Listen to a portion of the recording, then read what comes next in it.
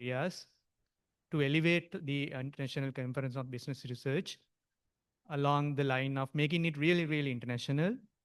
And secondly, we also wanted to create a great impact, both academic and industrial. Right? I'm glad to share with you that this year, out of 49 submissions, uh, after a very uh, after two blinds reviews, we ended up with 31 research articles that will be presented today, out of which one third are authored or co-authored by international authors. Right? So we are in line with our strategy, making it truly international. Secondly, this year we introduced another, we brought a little bit of novelty again by opening the conference for industrial participants. So I'm glad to say that we have reasonable number of industrial participants registering to attend this conference. So through them, we deliver our message, having the intent of creating a more successful impact.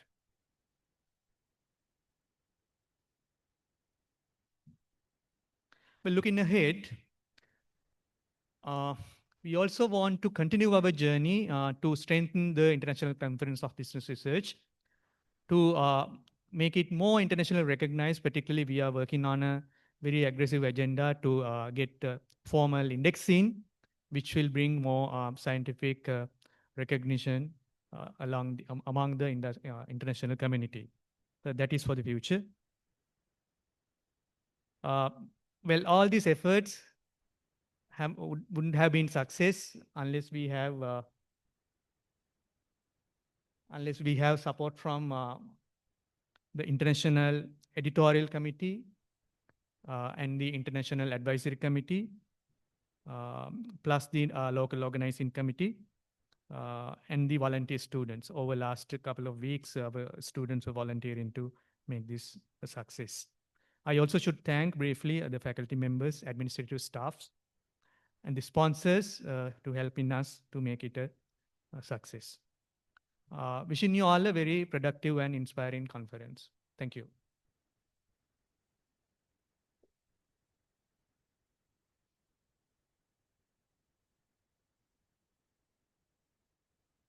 Thank you very much, sir. Next, to further affirm the academic spirit of today's event, we are honored to invite the Dean of the Faculty of Business, University of Moratuwa, Professor G.D. Samarasinghe, to address the gathering.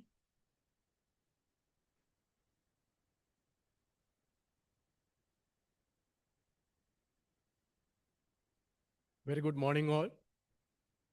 Again, I welcome you all to the ICBR 2025 8th version of the Faculty of Business Research Conference. Our chief guest today, Dr. Vegapitiya, Deputy Vice Chancellor, Professor Chandrasekhara, Dean FGS Professor Gopura, all the deans, librarian, Ms.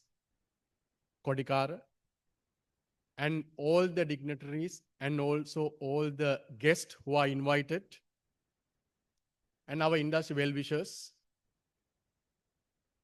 and ICBR committee and Research Week committee, and all the researchers, scholars, senior academics, administrative staff of the University of Moratuwa. As a Dean of the Faculty of Business, I am really delighted to address this gathering. Today we are having our 8th conference in collaboration with the Research Week. This is very unique. With the disaster we had last 2 weeks, with this condition, we wanted to have our conference as we planned on 8th. Yep, I think we are lucky without changing the schedule. We were able to have our session as we planned about 6 months back. And at this moment, I am not going to repeat what Dr. Prasanth Ilankon, our Director BRU said, but I want to briefly say that about something relevant to the Faculty of Business. Business faculty was started in 2017. Then it's been about 8 years. We have had 8 conferences, including this one. Our faculty's vision is transforming businesses through innovations. In line with that one, This time we have our own theme in ICBR 2025, empowering SMEs for sustainable economic growth. I think this is something very, very important at the hour. This moment, I think we should talk about in our research findings, how we can have this research, discoveries to empower our SMEs. I think our chief guest, Dr. Vagapitia, is going to inspire with some talk relevant to entrepreneurial journey and how the research can be useful. I think, sir, thank you very much for accepting our invitation to enlighten the gathering, including our researchers and other academic staff. Then I think when we talk about a university research ecosystem, we are having several pillars. One is about Faculty of Business undergraduate education. I think we have come to very high level of standing in academic delivery of undergraduate degree program and its quality. In addition, postgraduate education. But another pillar of university system is research. Then Faculty of Business now again have come to a certain level of success in research as well. I should say that BRU director, including previous directors of BRU, they have made this a reality. I think our current committee is also very, very self-reflective and self-critical. Therefore, we are planning to have our research conference and proceedings get indexed soon. We are in that process as well. Further, as a faculty, we are encouraging researchers, not only our university undergraduates, postgraduate students, in addition, industry researchers, to share their views and findings through the research papers. Today, we are having about 32 research papers being presented afternoon in our 3 tracks, covering different aspects of management and allied areas. Therefore, I think our young researchers and other senior scholars who are participating in the conference and making presentations, they can have a very constructive debate about the findings. I think this is something very important, how we can disseminate our academic findings to the society. That is something in Business Research Unit want to achieve. I think our director BRU, Dr. Prasanna, you have an idea not only to have academic research, to distribute research-based findings to the society and also improve the SMEs, entrepreneurship. That is something we want to focus in future years as well. Further, as an innovation in our research conference, this time we have introduced 2 guest speakers, keynote speeches, one from Professor Roy from IIM India, and another one from Professor Karim from Sweden. I think that is also another unique feature. In addition, this time we have introduced industry workshop as well during the same conference. That is another value addition for the industry. Sometimes people might criticize that having only academic research. But this time we have addressed that aspect as well. Industry forum to talk about what are the implications for the industry. I think that is a value addition. Without taking much time, I want to congratulate all the research paper presenters who are making their findings, discoveries to the world through University of Moratuwa Business Research Unit at this conference. Then you can have very fruitful and I think networking session during this ICBR 2025. Thank you very much.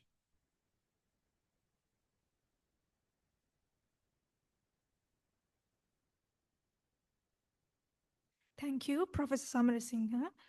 Now, I have the privilege inviting the Deputy Vice Chancellor of University of Moratuwa, Professor D.P. Chandrasekhara, to deliver his address.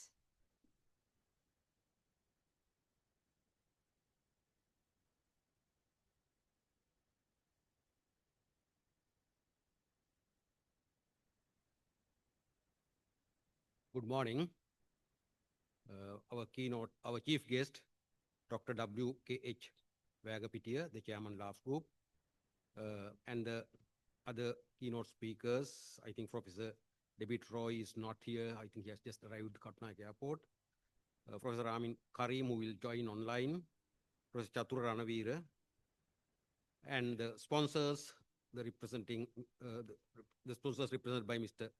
Caldera, Mr. Vitushan, Mr. Vijayaratna and Mr. Vidana Patirna, the deans of the faculties, Faculty of Graduate Studies, Professor Gopura, Faculty of Business, Professor Samar Singha, the librarian, the other deans, the senior professors, and senior academic staff, the industry representatives, and the students and the paper presenters.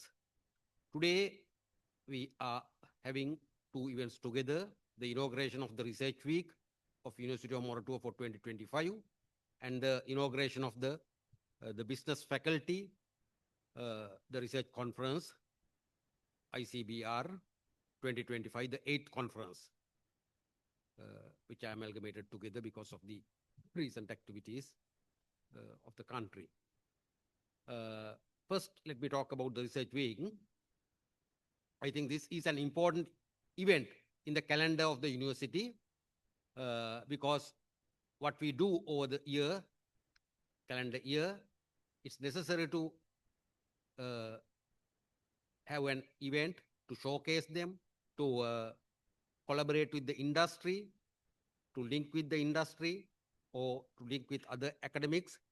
So in that sense, the Research Week in this year, we have all the 5 faculties, 3 faculties having their international conferences, the other 2 faculties having their symposiums during this week, starting from today to next Monday. Coordinated or organized by the Faculty of Graduate Studies. Then there are several other events in between connected to the activities of the research. This year it's special because we are also having hosting the annual sessions of Sri Lanka Association for Advancement of Science, popularly known as SLAS, because the general president of the SLAS 2025 is one of our senior academics, Professor Inauguration from Civil Engineering. So SLAS events, some of the events as explained will happen in Colombo, and from tomorrow onwards there will be scientific sessions which will be hosted at University of Moratuwa, in the University of Moratuwa premises. Then the Faculty of Business is having its 8th conference. As explained, from 2018 it has grown, developed, and this year we are attracting more international papers and also speakers, and having more interaction with the industry, which is very important. But also, I think the theme, the connection between the research activities, research, and the village is, I think, highly appropriate, because if you look at some of the weekend newspapers, you see this discussion on after these landslides and the floods in the country, emphasizing the need to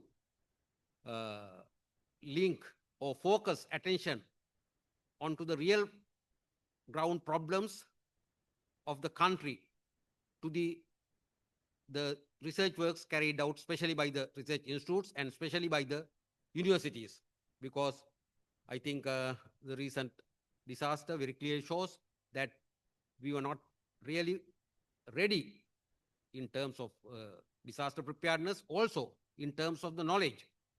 And in that sense, I think we need to focus or pay more attention to the problems of this nature the country is facing, in addition to the fundamental OPO or the research works that we are doing, to address the burning issues, and mainly to the objective to be to find solutions, short, medium, and long-term solutions for this kind of problems.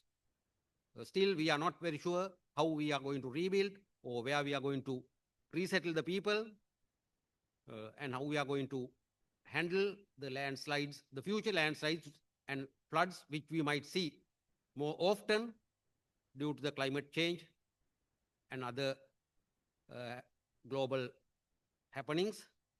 So we need to be ready for them, and I hope the different departments, faculties will also concentrate on the events, on the research works, research activities into these real world problems. So in that sense, I think the team is trying to discuss the issue with respect to SMEs. So I think it's very, very appropriate. Finally, I wish to acknowledge the hard work done by the organizers of the Research Week and the Research Conference of the Business Faculty, and wish all the very best for the Business Faculty Research Conference today and for all the activities of the Research Week in the coming week. Thank you very much.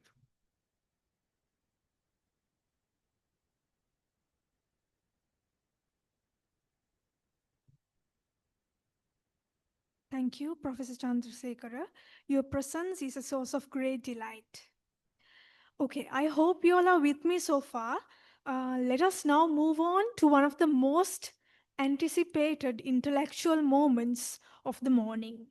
Ladies and gentlemen, it is an honor to introduce our chief guest, founder and chairman of Laughs Holdings Limited, one of Sri Lanka's most diversified and dynamic business groups.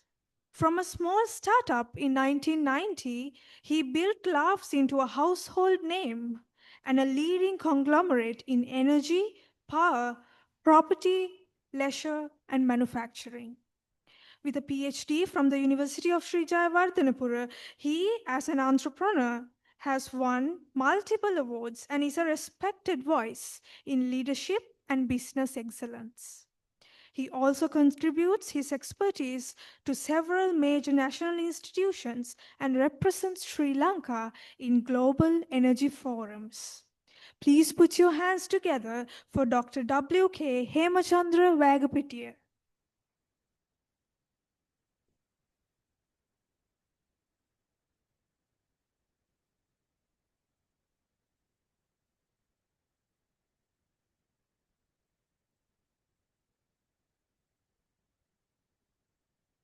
Good morning, everyone. Distinguished scholars, Deputy Vice Chancellor of the University of Moratuwa, Dean, Faculty of Commerce or Business, other deans of different faculties, Conference Chair, Dr. Ilankon, other academics, honored guests, invitees, ladies and gentlemen. It is indeed a great pleasure and honor to be here at this research conference, serve as the chief guest and deliver a speech on a nationally important and significant theme, empowering SMEs for national prosperity. Even though I'm not that affiliated to the University of Moratuwa, my affiliation to the research team encouraged me to accept the invitation extended by research chair, Dr. Ilankon, and my good friend, Dr. Nayana Dehigama. Because this theme is nationally important, timely relevant, and economically significant. As you know, we have just experienced another natural disaster which has impacted to our national economy. Before I proceed, I must acknowledge the extraordinary context in which this conference taking place. The recent Ditwa hurricane has devastated our economy. And it has impacted unknown but vast number of SMEs,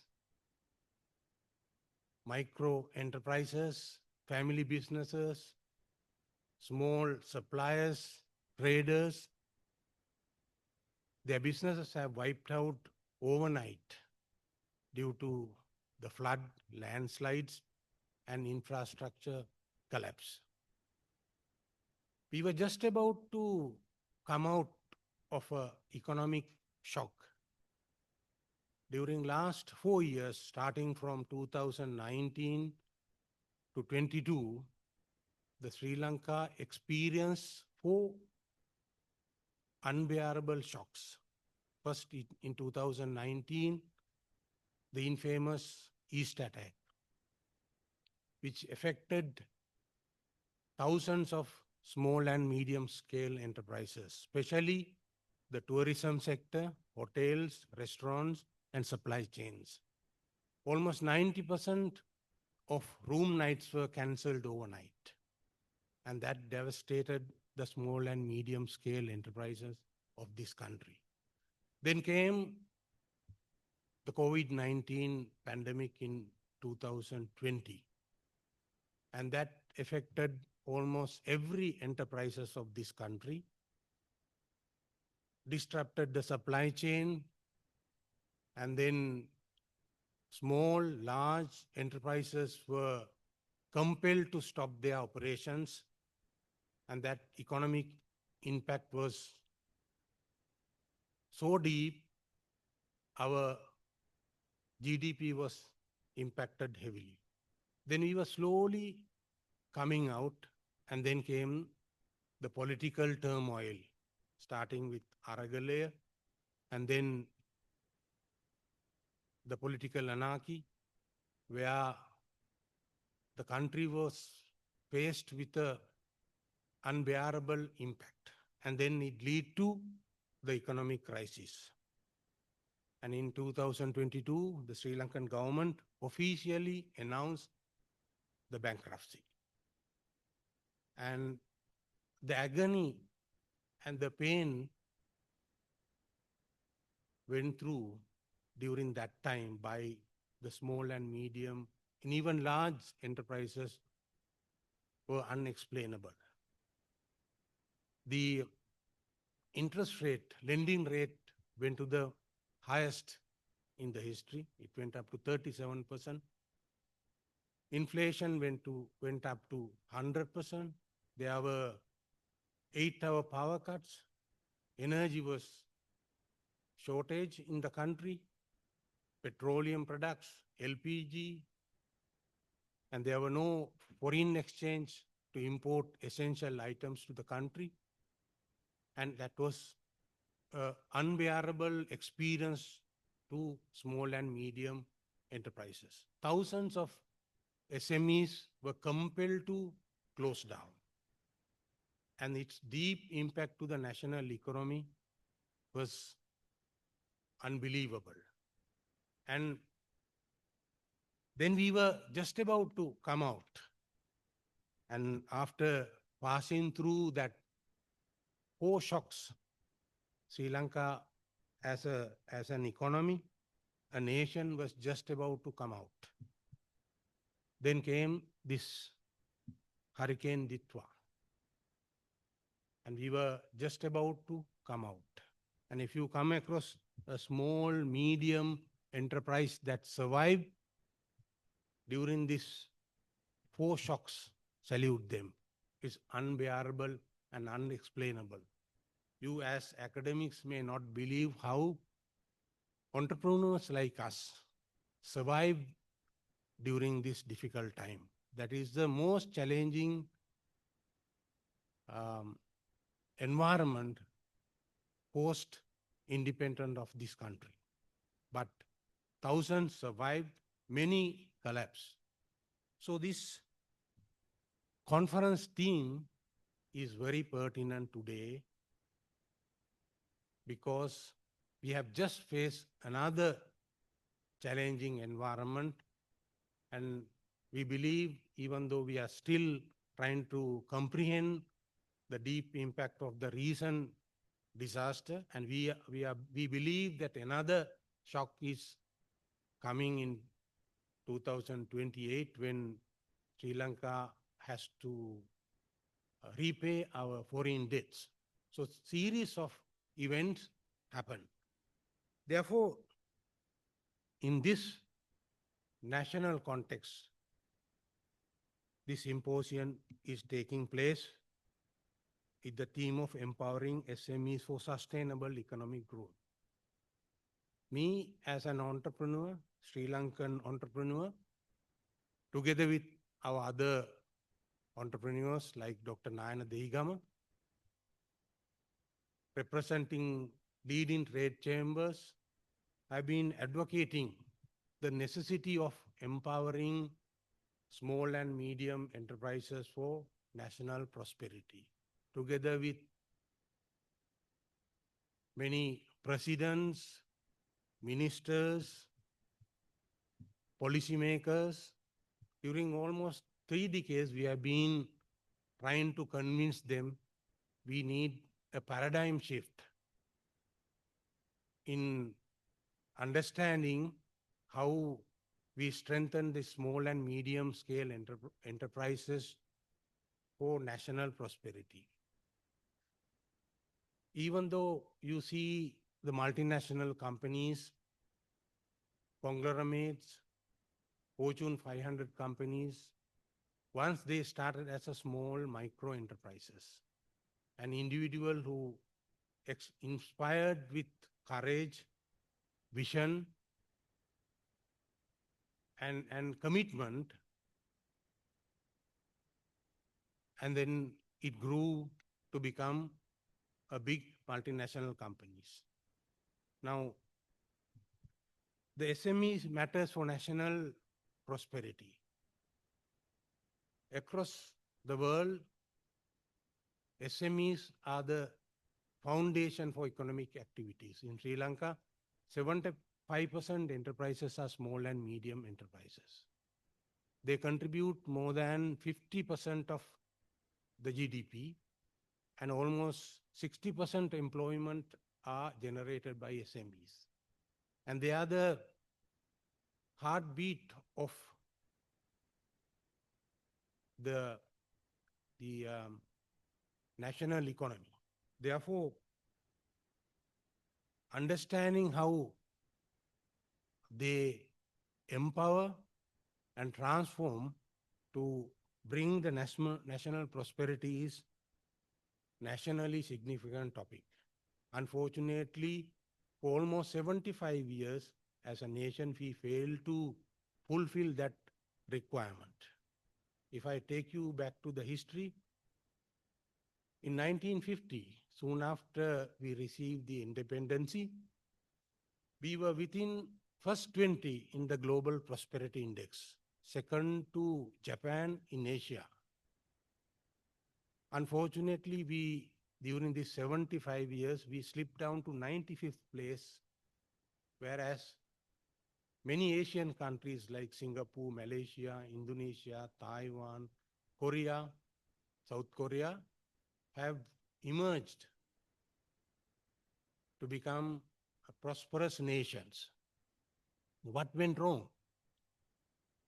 This is where we need a paradigm shift in understanding how to empower and strengthen small and medium scale enterprises to improve our national economic prosperity. And I strongly believe if need to strengthen these SMEs, it should be done on 3 pillars. One, creating an enabling ecosystem for growth. As I mentioned, during almost 70 years, this country, we didn't have that conducive system to support the small and medium scale enterprises. For that, there are 3 elements that you need to ensure. Firstly, to support them with technology, especially supporting them to regulatory simplicity. If you try to start a new enterprise in this country, the regulatory challenges are very much. We know as Sri Lankan entrepreneurs how much of agony we go through every day because of obsolete rules, regulation, and political interferences. Therefore, even though we have multiple organizations starting from Board of Investment, Export Development Board, Department of Commerce, various institutes, the process is not simplified. There are multiple red tape, starting from obtaining a land for a project, incorporating a company. So we need to simplify this regulatory mechanism, without which we cannot empower or support the SME sector. Then the access to finance for recovery. Today, one of the biggest challenges that SMEs are facing is the inability to obtain capital for growth. So that is also something that we have been emphasizing to policymakers. In the past, we had two development banks, DFCC and National Development Bank. Unfortunately, those have become commercial banks. So we as the business community have been very vociferously advocating that this country need a development bank, a finance institute that can support SME sector. So that is also one important element to create that conducive ecosystem. Then cluster-based infrastructure and shared services. Today, most of the SMEs are working in isolation. There are no unified infrastructure like in India, for example. If you go to the agriculture sector, small farmers are working in isolation. There are no common facilities and shared services. This is also one of the key elements to create that enabling ecosystem to support small and medium scale enterprises. The second pillar is technology and digital transformation. Today, the technology is the most important tool if we need to strengthen the small and medium scale enterprises to leapfrog from the limitation of their size, geography, and the market. Technology is the most important tool, and the digitalization. I think University of Moratuwa, with your background in engineering and technology, has a major role to play to work with the private sector and guide them how to use e-commerce, understanding global trends, developing new tools to use technology for their business planning, strategies, and other business-related matters. So that is the second pillar required to strengthen small and medium-scale enterprises. The third one is strengthening market access and global integration. Now, today with this globalization, we cannot limit to this saturated domestic market. We need to conquer the regional and global market, exporting to new markets, and also developing new products that will meet the global markets. This is also one of the most strongest pillar if we are to empower small and medium scale enterprises for national prosperity. Now, Sri Lanka, of course, require more and more new enterprises. Unfortunately, the environment that we are working is not conducive. It's happy to see that universities like Moratuwa and other academics working together in developing research and enabling new innovations to support small and medium scale enterprises.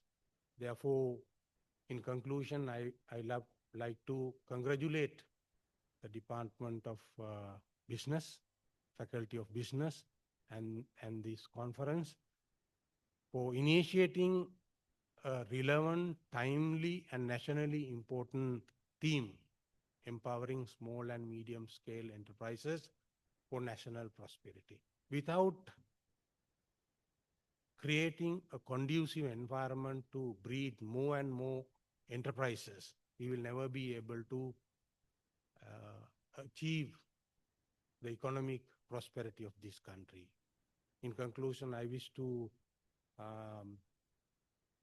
encourage all the researchers to engage in more and more practically implemented, practically useful research to support Sri Lankan enterprises. Thank you very much for inviting me to speak few words in this opening session. Thank you.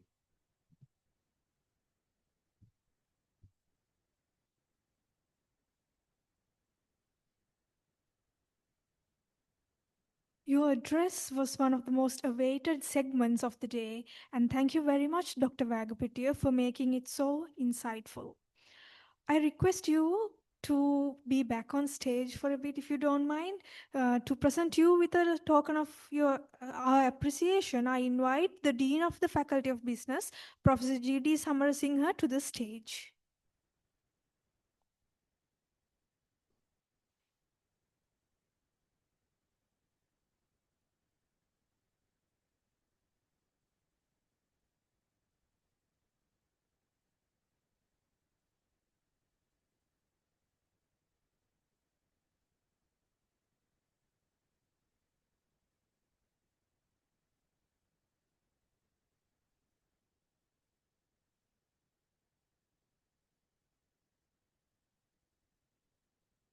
Thank you.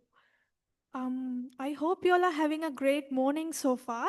So we will now break for refreshments. We encourage you to make the most of this time by engaging in meaningful conversations or exploring potential collaborations, if you may.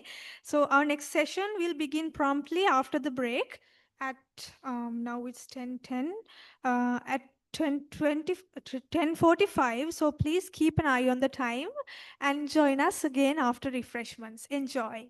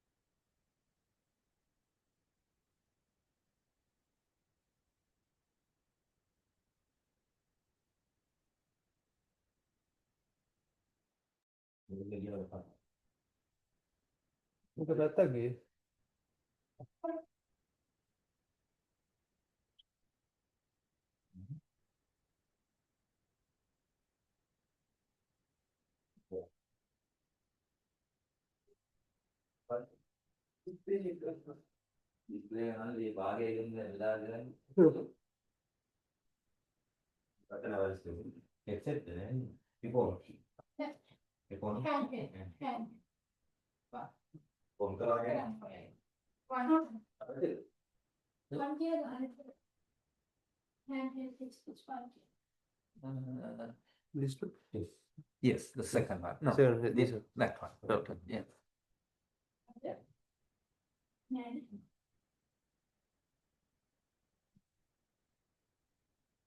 Yes.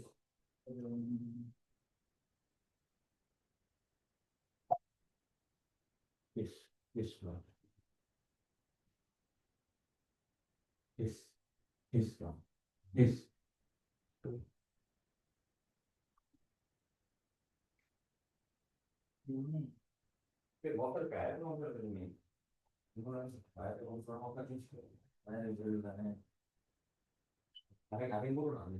You need to take it out? Let's see. Yeah, it looks fine, yes. Yes. This one.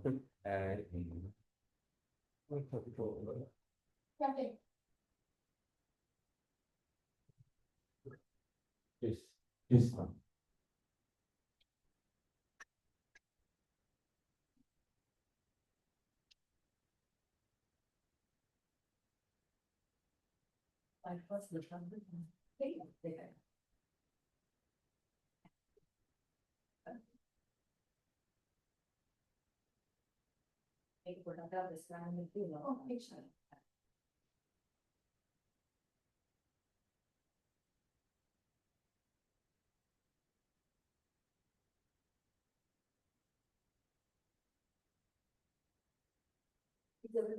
Yes, I think so. Excellent.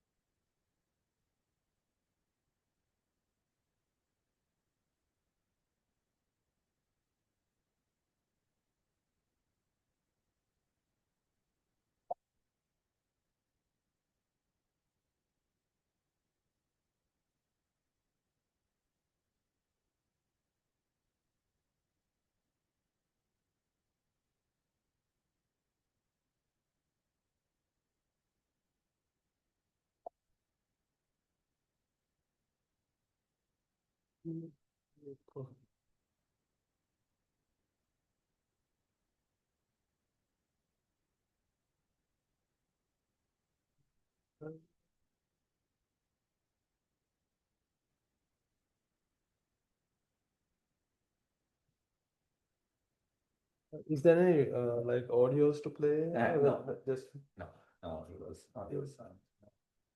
it's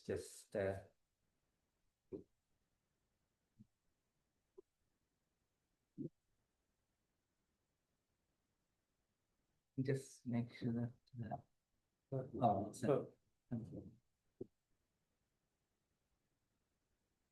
right.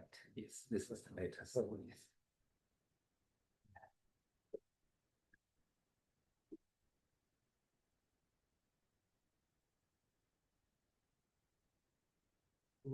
okay.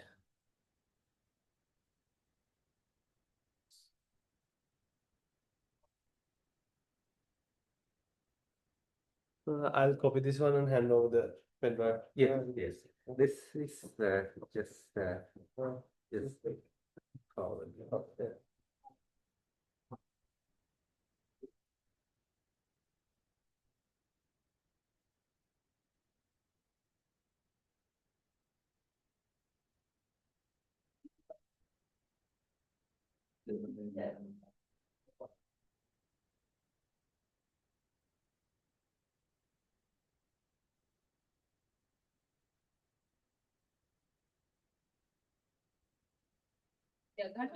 Oh, oh.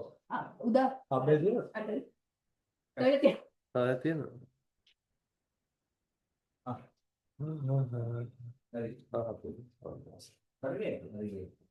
මේ පැත්තේ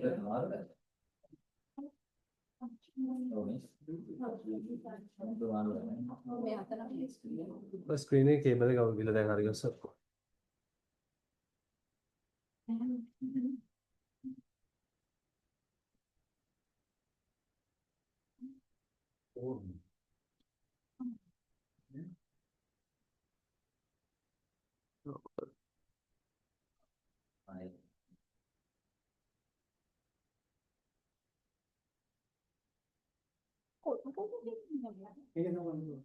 මෙතන cable එකේ screen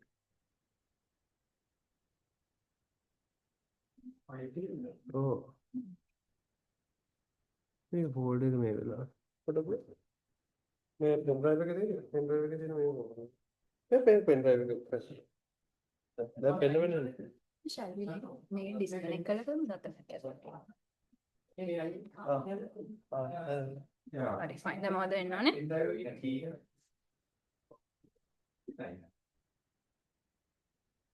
ආයෙ නෝ කොපියක් දාගෙන ඔය පෙන්නද මේක ඔව් පෙන් පෙන්නන්න දැන් පෙන්නවා දැන් මම ගත්තොත් එක්ක පිටිය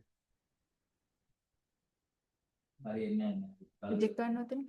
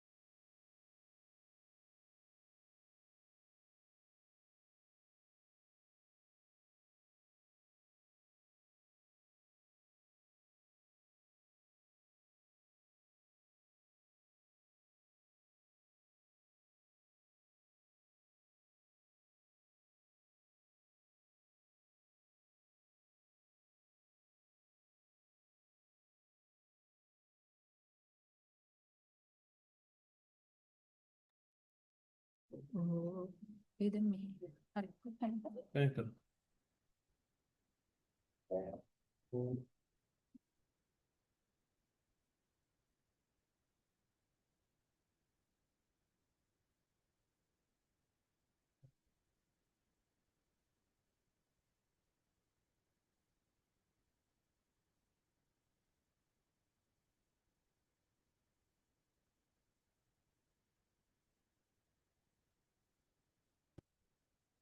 nice on කරන්න දෙයක් on කරන්න නෝ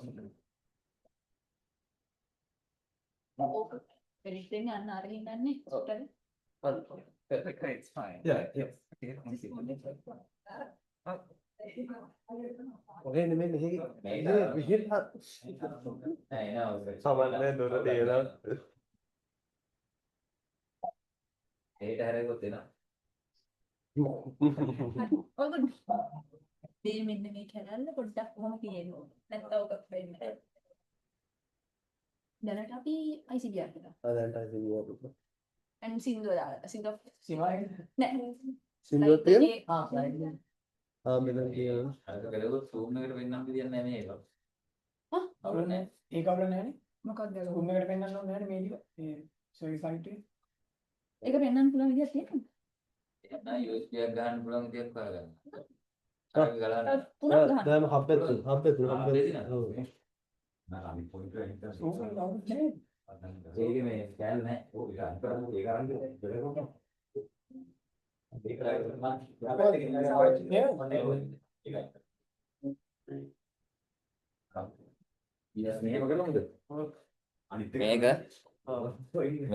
මේකට ගහලා මේක ගෙවුණා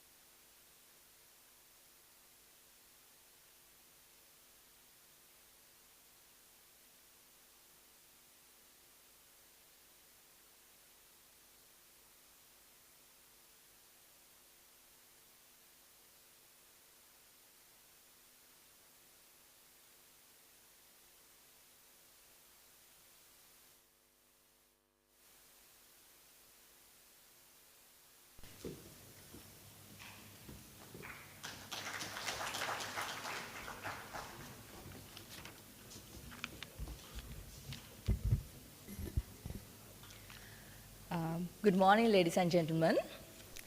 Welcome to the industrial workshop, Creating Value and Building Relationships Through Customer Success Management. First of all, let me tell you what is the concept that we are going to talk about today. Customer success management is a proactive business strategy focused on ensuring customers achieve their desired outcomes using the product or service, driving loyalty, retention, and growth by building strong relationships. It differs from this reactive support, typically that firms offer like customer support services, and focus more on long-term goals, continuous value realization to customers, and strategic partnerships, rather than just fixing immediate problems or solutions or even the complaints. So in summary, customer service success management, or CSM, involves proactive support for customers so that they can derive optimum value from their products and services. So we have two esteemed panelists with us today to talk about this concept further. So let me introduce them to you. So first we have Professor Chathru Ranavira, who is attached to Lasardis Business School and Economics, Wilfrid Laurier University, Canada. He is serving as the co-editor-in-chief in the Journal of Service Theory and Practice since 2010. He has obtained his PhD from Cambridge University, Masters of Engineering Management from George Washington University, and Bachelor's in Engineering from University of Moratuwa. So Professor Ranavira was a Fulbright scholar and a Cambridge Commonwealth scholar. His main areas of research are service marketing, relationship marketing, and now he's working on customer success management. And his research has been published in leading journals. Then let me welcome our second panelist, Mr. Ananda Caldera, who is the Executive Director at Global Rubber Industries Private Limited since 2012. Before joining Global Rubber Industries, he had served Associated Motorways Group, AMW, as the Director Manufacturing for 25 years. He is a professionally qualified engineer and a proud alumnus of MOT MBA program with more than 40 years of working experience. His work has been recognized with several national best practice awards and leadership positions on several boards. Mr. Caldera has been honored with the Asia Pacific Entrepreneur Award for manufacturing sector by the Enterprise Asia, which is Asia's leading non-government organization for entrepreneurship. So with that, let me warmly invite Professor Ranavira and Mr. Caldera to the stage.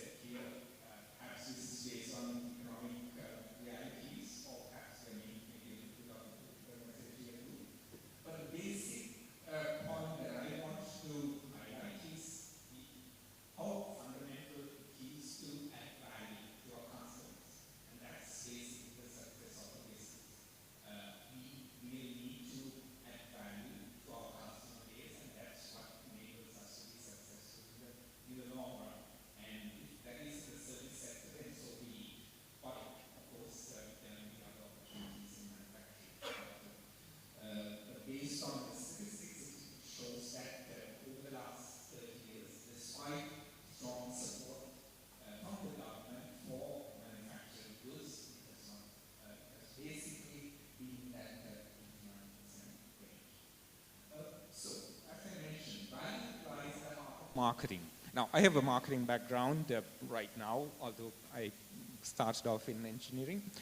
So value is at the heart of marketing as well as any business. And this concept of value is something that has been studied for many, many decades because it is so central to the concept of a business.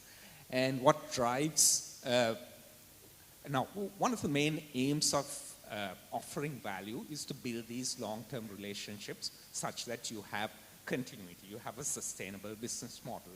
And to build relationships, value is fundamental, and what are the other factors that drive relationships?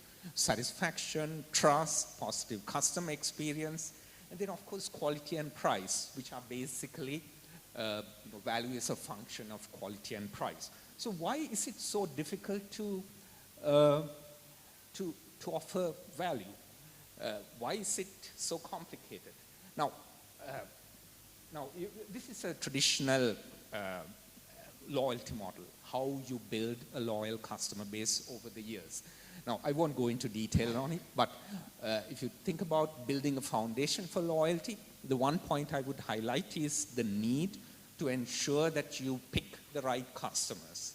If you don't pick the right customers, then basically there is a mismatch between what you offer and what your customers expect. And that itself will inevitably result in failure. Therefore, having the right customer base is absolutely critical. And then, of course, once you have found your right customer base, you have approached them, you have attracted them, it's a matter of creating these so-called loyalty bonds.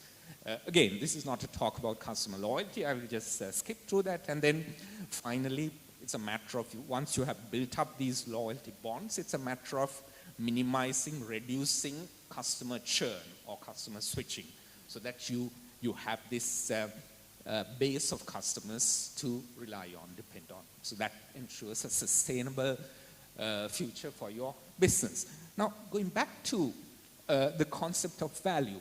So why is it so complicated that we are unable to, businesses are unable to offer a proper value proposition to their customer base? It's mostly because, now this research shows, now this is a very recent report from 2025, a very extensive study of the US business market. So what they find is that most enterprises, although they claim that they are very customer-centric and customer-focused, few actually are. And one of their biggest challenges is to identify what their customers seek in terms of value. What are drivers of value?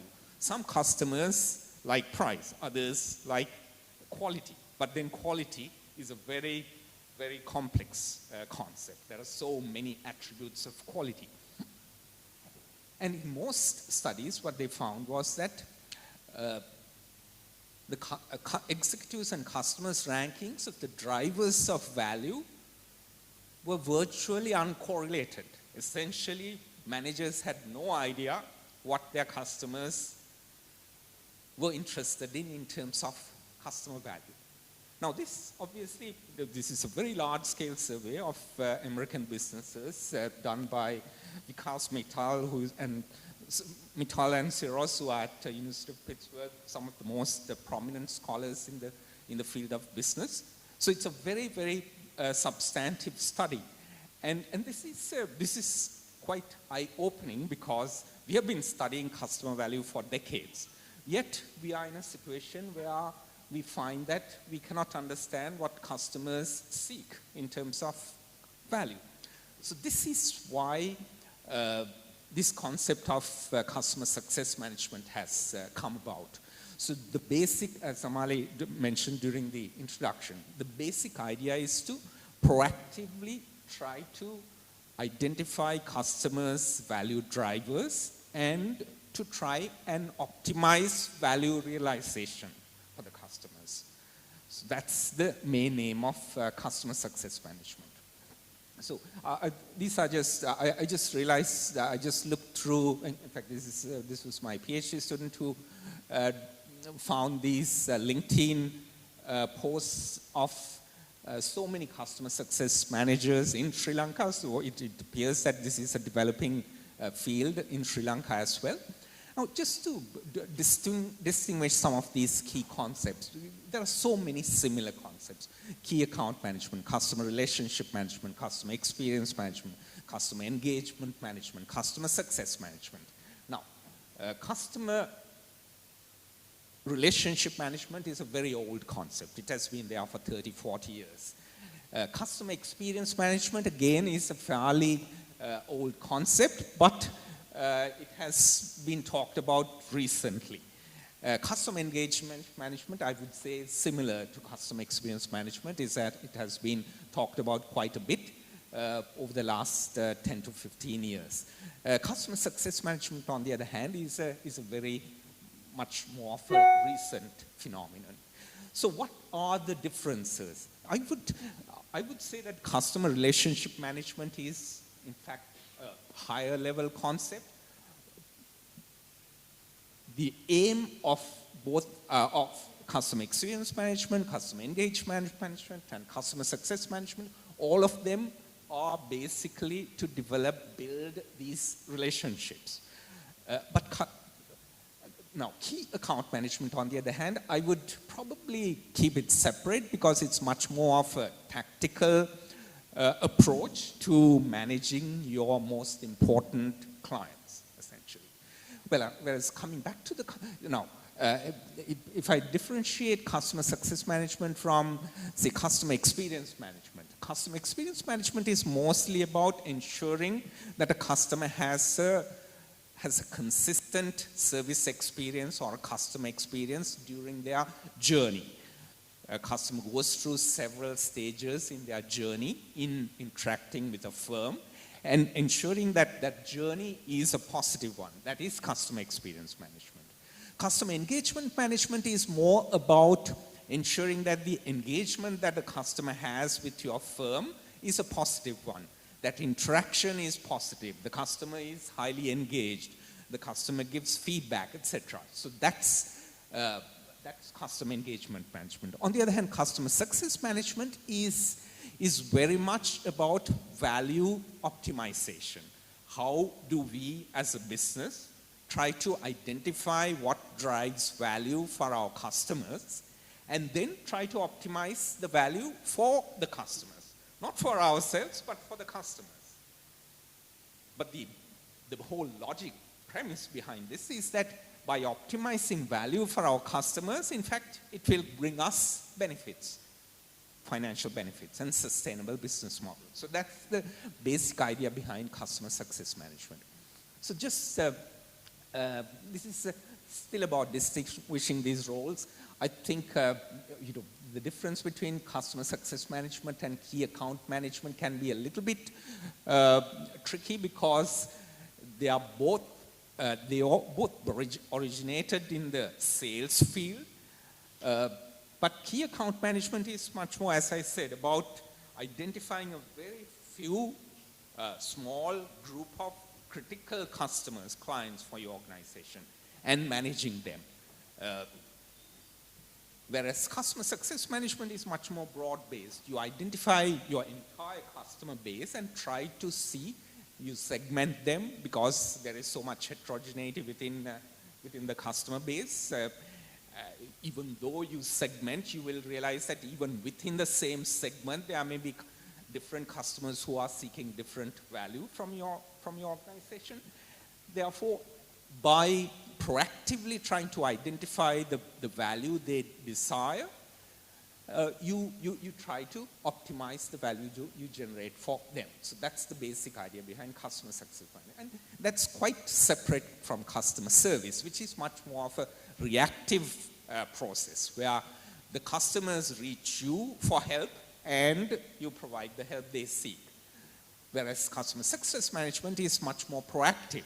You reach up to the clients, customers, and try to see, do they have any problems in using your products or services? How do you solve their problems?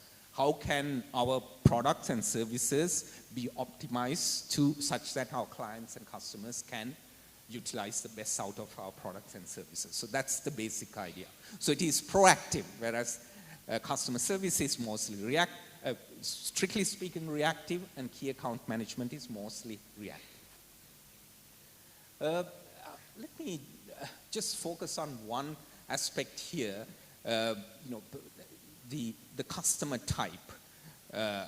The CSM is essentially about managing your existing customer base, whereas sales, often it is about recruiting new customers. So you have several different types of sales roles, and service is mostly existing customers, but sometimes it is new customers who are seeking assistance as well. And the ratio, customer ratio, is also interesting to note, because you will find that you will have one customer CSM person for about 30 to 50 of your customers, depending on the industry that you're working on, right?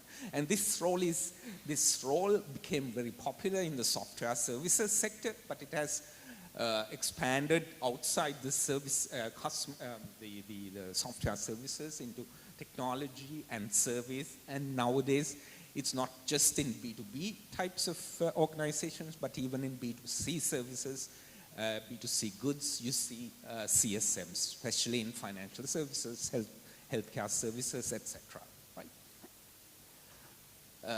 Now let me just talk briefly about this idea of value in use management. Now this is the fundamental capability that you build within your organization, such that you are able to optimize value for your customers. So this is referred to as value in use management, meaning your customers derive value in the usage of your products and services, and how do you manage that process? So there are three core capabilities that we identify in our research. We refer to them as the 3 Ds: discover, deliver, and demonstrate. So initially you discover value for your customers, then you deliver that value, and then you demonstrate that you have actually delivered that value to your customers, because it's almost like a reminder to the customer that they are getting the optimum value from you, right? And some of the key skills that have been talked about, Amali mentioned the proactivity, which is one of the fundamental differences in the way CSM works. So it is very much proactive.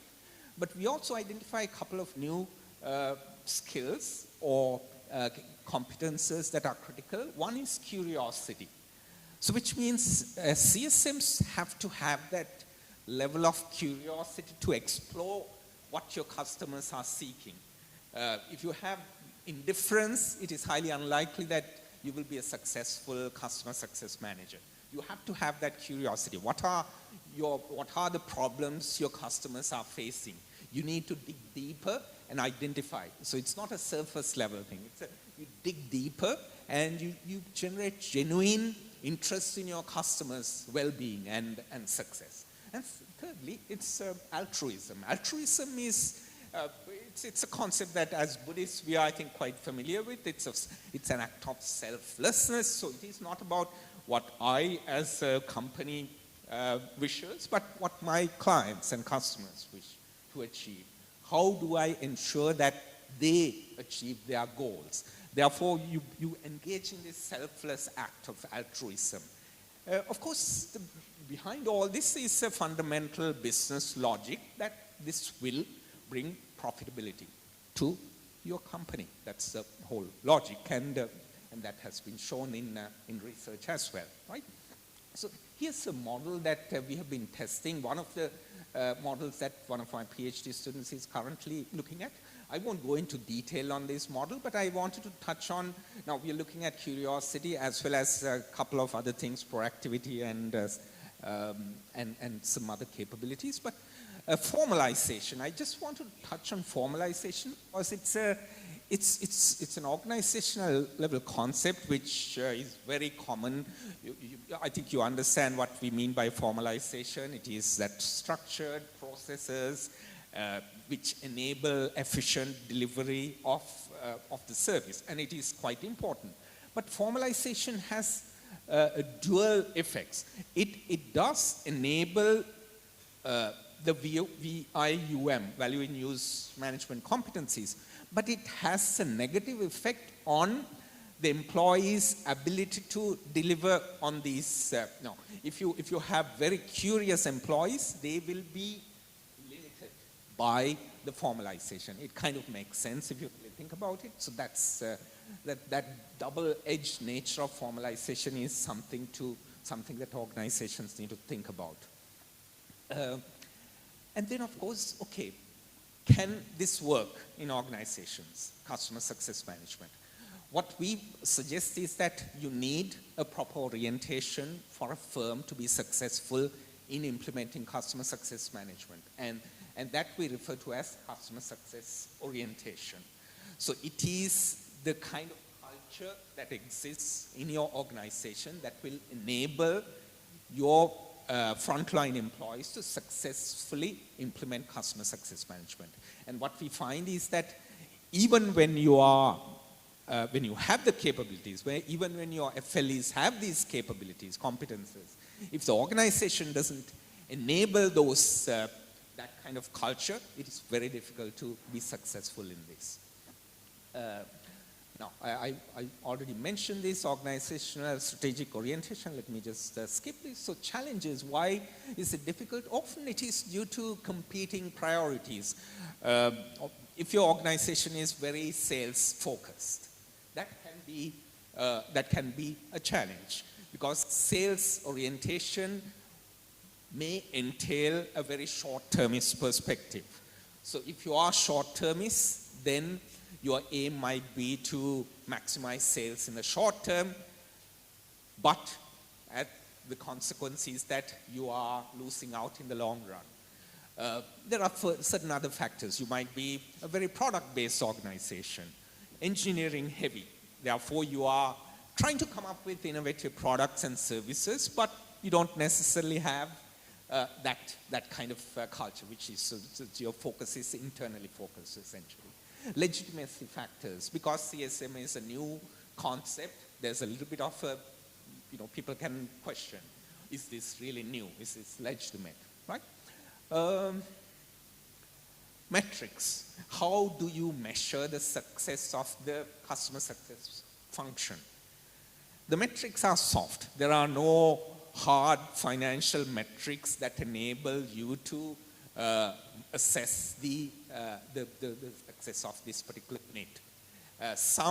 We argue that it is, some of us argue that it is a profit center. Others argue that it is in fact a cost center. So there is this kind of debate going on. I would say that this is essentially a profit center if you think in the long term.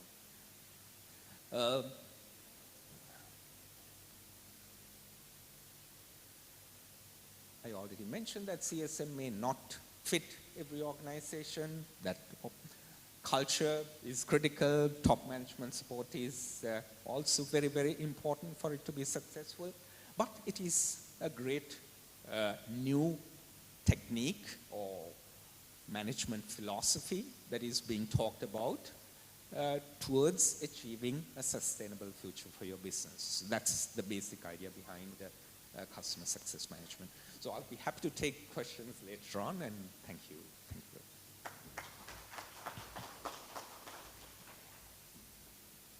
Thank you very much, Professor Ranavira. So with that interesting talk on research related to customer success management, we then move to Mr. Caldera. Mr. Caldera, with more than 40 years of experience, I think these relationship management, goal achievement, these are not new concepts for you. So what would you like to share with your experience about how you've been really practicing doing all these concepts? Over to you.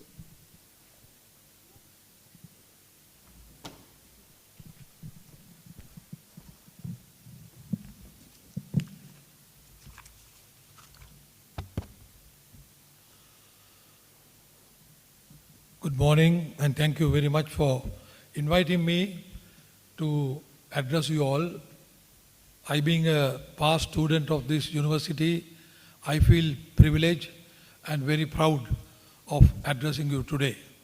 Thank you, all of you, the Dean and the organizers, Amali, Dr. Saradha Sanayaka, my guru. Thank you very much, all of you. I am actually working for a company manufacturing tires. Now let me see, now today is a research week.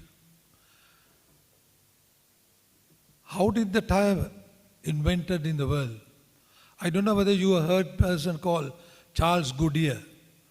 In 1800, Charles Goodyear, he found some liquid, white color liquid when he went into the jungle, and he collected this white color liquid, and then after a few minutes he collected it, that coagulated and converted into some sort of a semi-solid.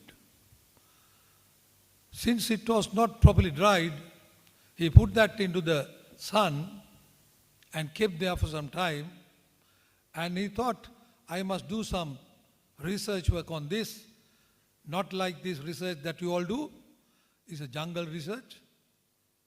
And he applied some sulfur on that and kept in the sunlight for days and weeks and months.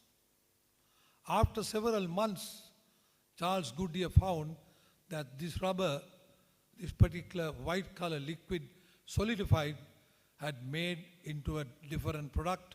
It has become very hard, and he invented this process called vulcanization. That is the beginning of this entire rubber industry. Due to Charles Goodyear inventing this process called vulcanization, that is this rubber, which is a polymer, in contact with sulfur, kept for a long time, subjected to little heat, it has got some sort of undergone a chemical process which he called vulcanization. This was in 1800, more than 225 years, at least 200 years ago.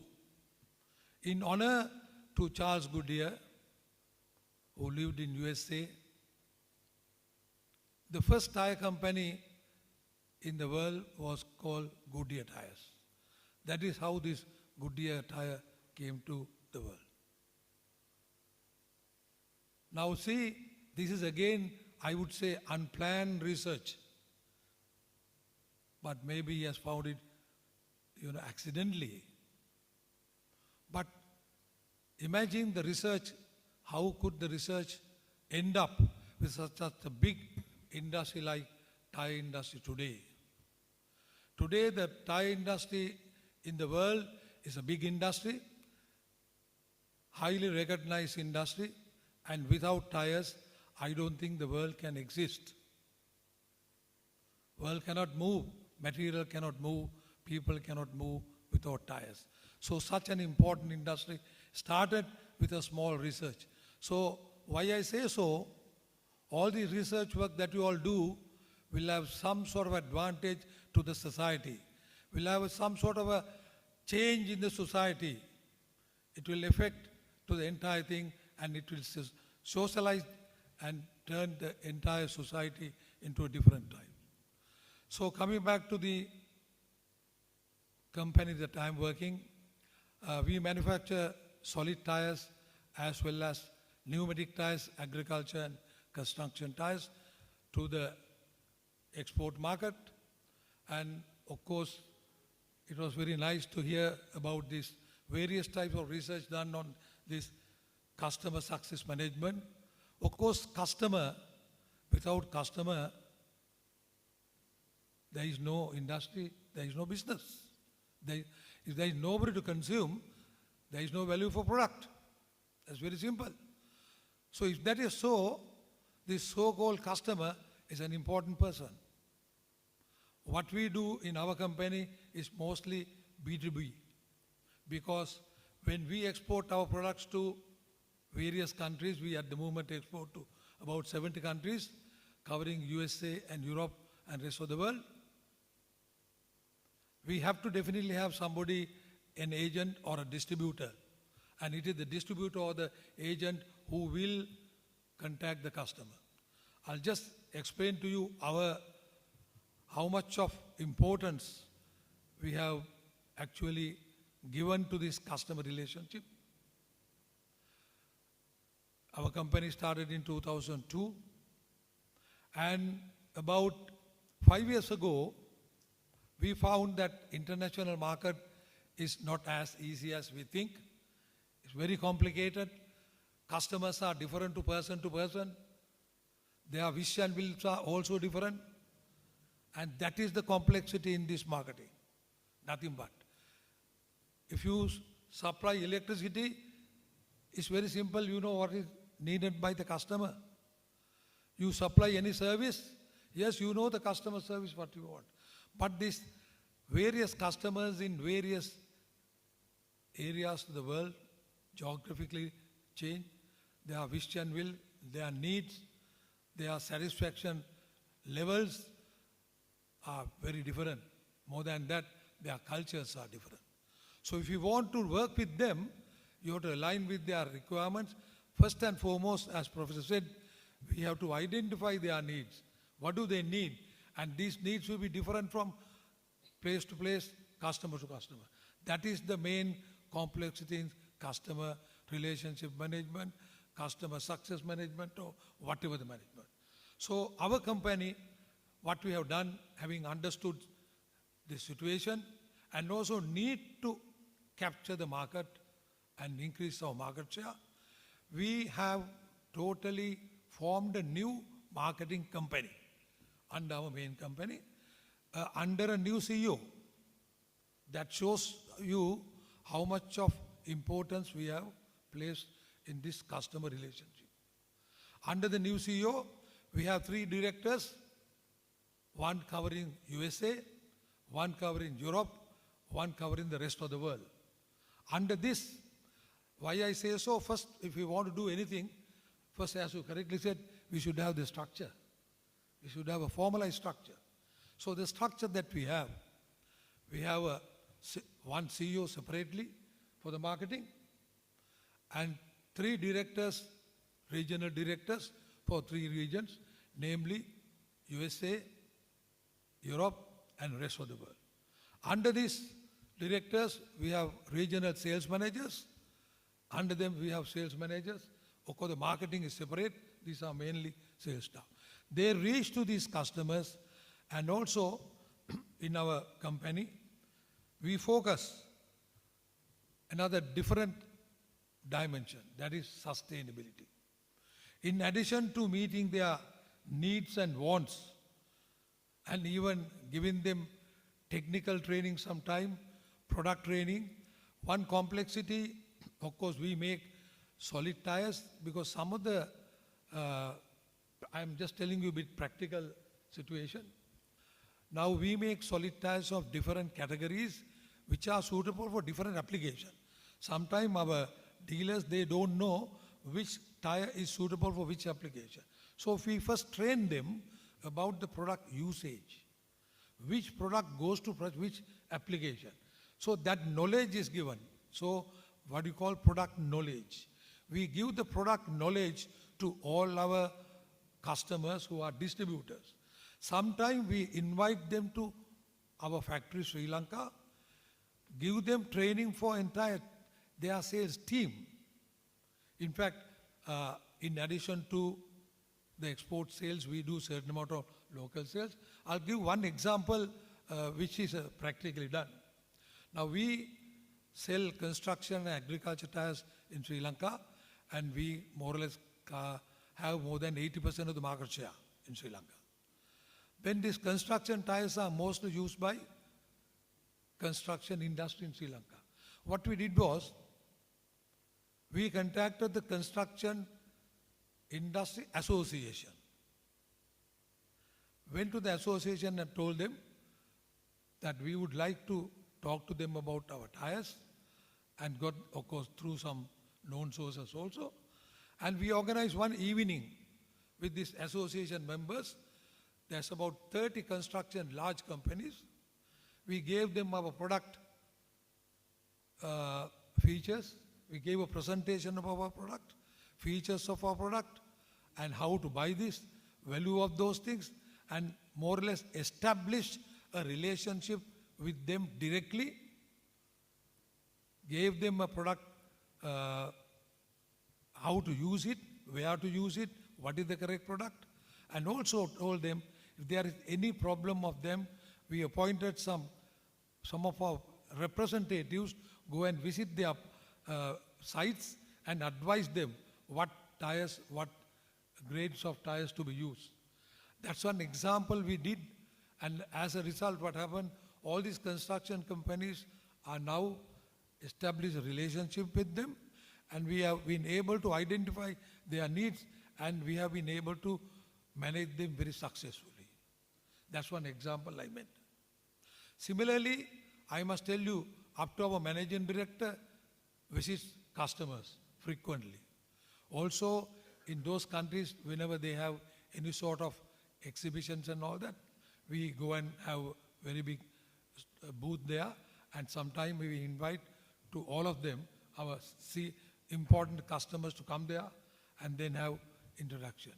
And our technical people visit their sites, their customers, and practically solve their issues if there is. So we are more or less very proactive, in other words. That is one of the important things that we have done. Without the proactiveness today, you cannot build relationship or the trust. What is important is the trust. I'll give you some examples and actually what we have achieved and on this. We have regular technical visits to all these countries. We have a separate technical team for customer development and customer problem solving. When our technical team visit them, we also understand their special needs. Now, one example is when our sales director visited USA, maybe about 7-8 years ago, one big customer in USA has said, are you not making any product which are sustainable, where the CO2 emission is lower? This is about nearly 8 years ago. And this particular message was brought back to our R&D team.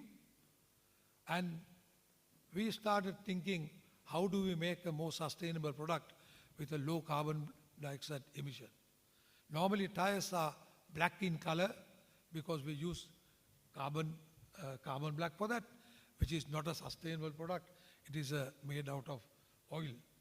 So we were thinking how to make a sustainable product with low carbon dioxide emission. So we did lot of research work for last, I would say, 7 years.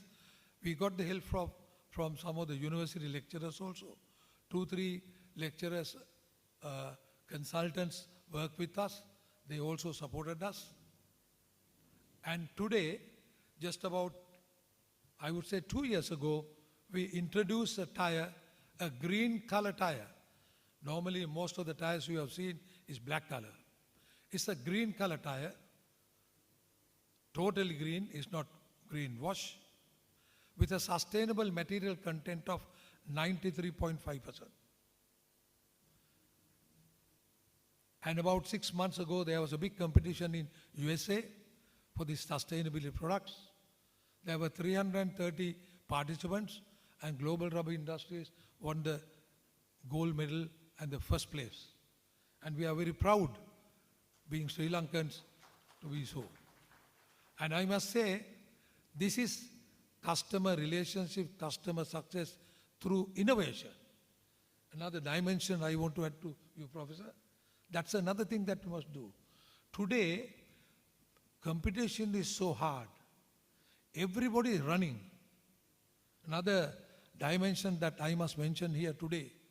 Why all these customer relationship, customer success management, all customer engagements, why are these necessary?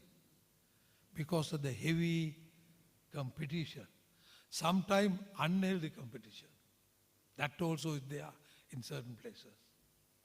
So, if you talk about what we have done in our company, we are very close to the customer. We treat customers as our friends. We educate them on our products.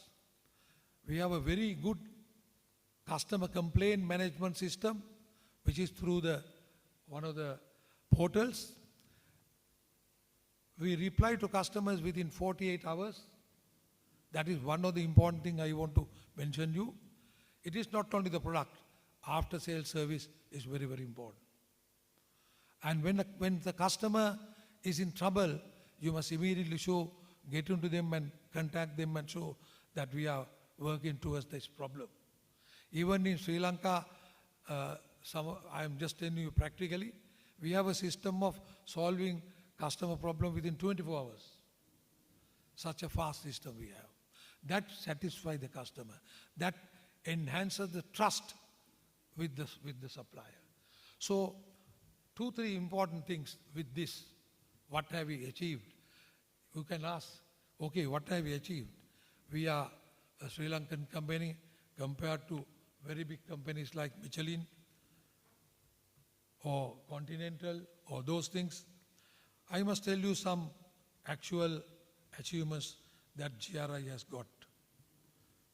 Because of this customer relationships and customer management, better management.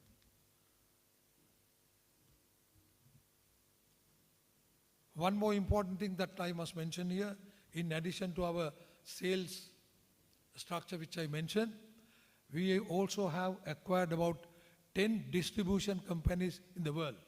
These distribution companies help us to go even up to the customer. Actually, existing companies we have bought over that help us to go to the customer also. So that's another strategy that Global Rubber Industries has done. So, I don't know whether you have heard a company called Kion Group, which is in Germany, one of the largest forklift OEM supplier, OEM manufacturer. They manufacture the forklifts. And we had in fact, during the last, I would say, 9 years, they are working with us. We have been able to supply Kion brand our tires to their forklifts for last 9 years. When you say something is done for 9 years, it's not easy. For every 3 years, they go for these tenders. That is the relationship that we have maintained with them.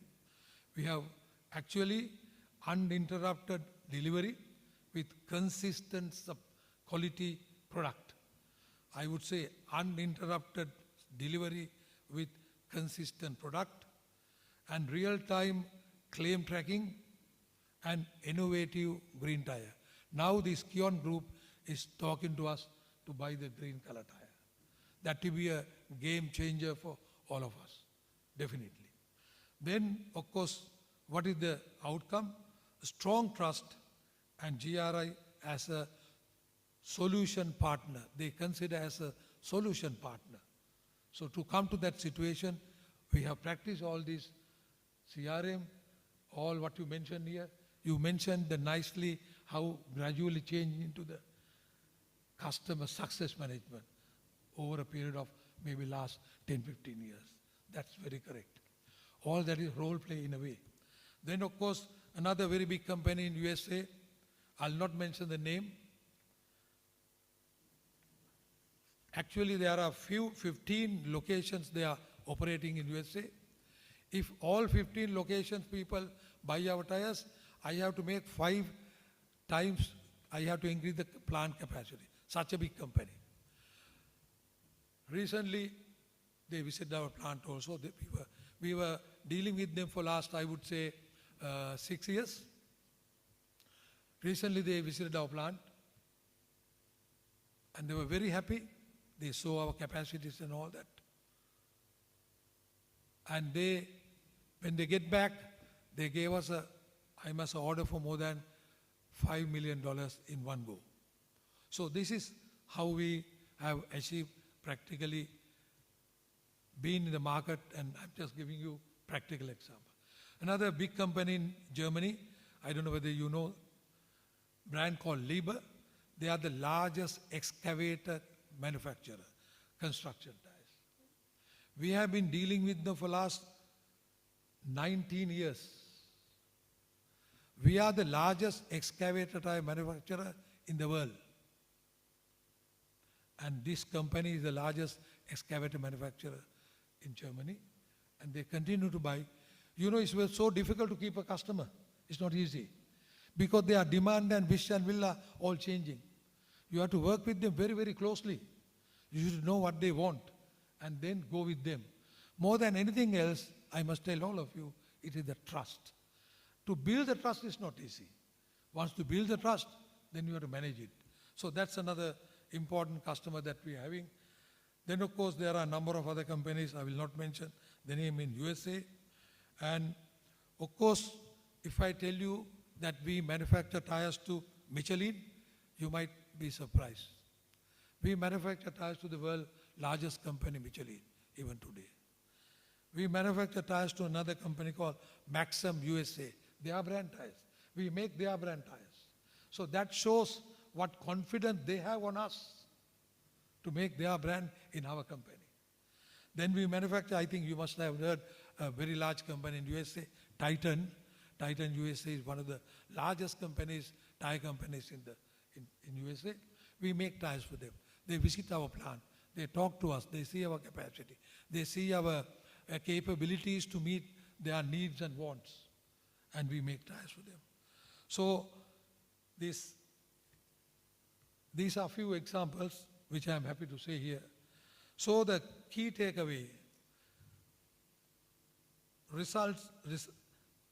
one is the consistency and the loyalty, what is important. Consistency and the loyalty is an important thing that we should practically develop if we want to do customer success management, which results in a long-time relationship and build trust and repeat business. Another important thing, we have certain values in our company. One of the values is customer-centric. We are customer-centric always. So we always fast responsiveness, technical expertise, and proactive management with differentiated products. That's another important thing that I would like to mention here. So with that all, I would say GRI, Customer Success Management approach, combines sustainable product innovations, proactive engagement, and technical expertise, and global coordination through a dedicated sales staff. That's another important thing. If you want to do this, you must have a proper structure. Otherwise, you can't do this. You will not have the strength. To ensure customer achieve maximum value, building trust and loyalty, long-term partnership while competing with tier 1 brands like Michelin. So I am very proud to be a Sri Lankan in this company and also being able to practically compete with tier 1 tire manufacturers in the world, namely this Michelin and others. Thank you very much.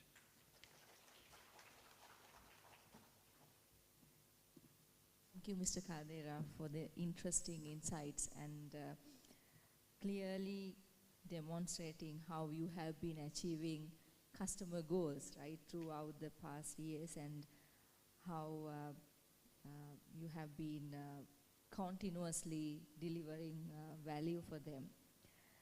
So now we are moving on to the question and answer session, right? So I would like to know if any audience member, if you have any question, we are happy to have that. Yes, Professor, I think we have one question.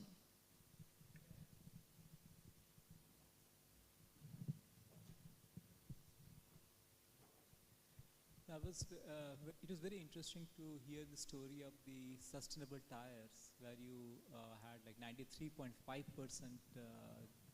sustainable material, right? My question was that how did that affect cost?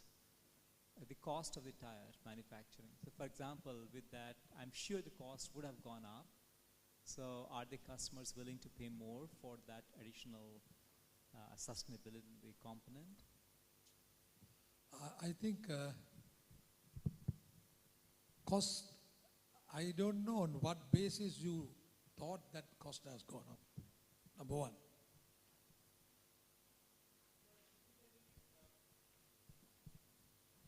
Typically, not many would like to have sustainable. They'll still worry about cost, mass production, lower cost unit. I'm sure the black tires still sell more than the green tires. Yeah, okay.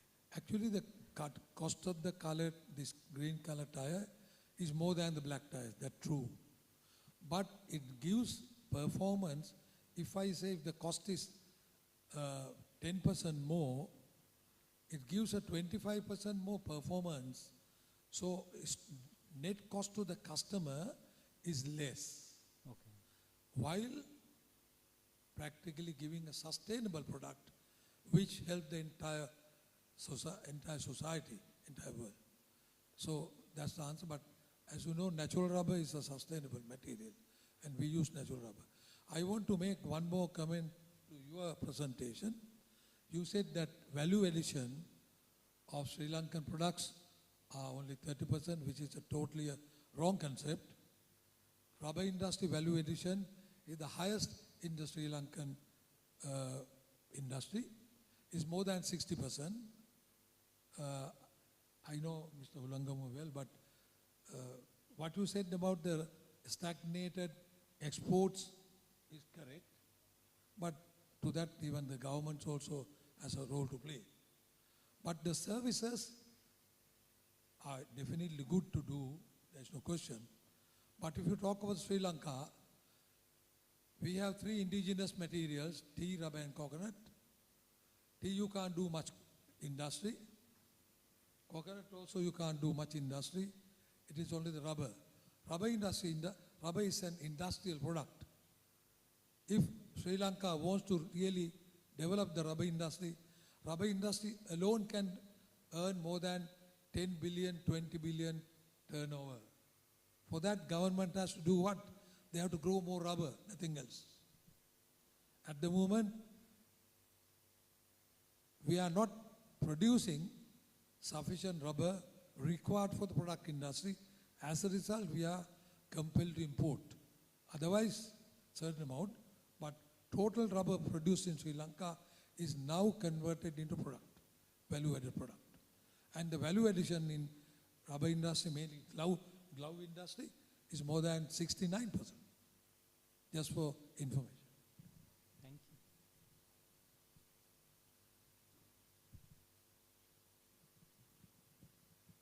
Do we have more questions? Yes, Professor Kamini.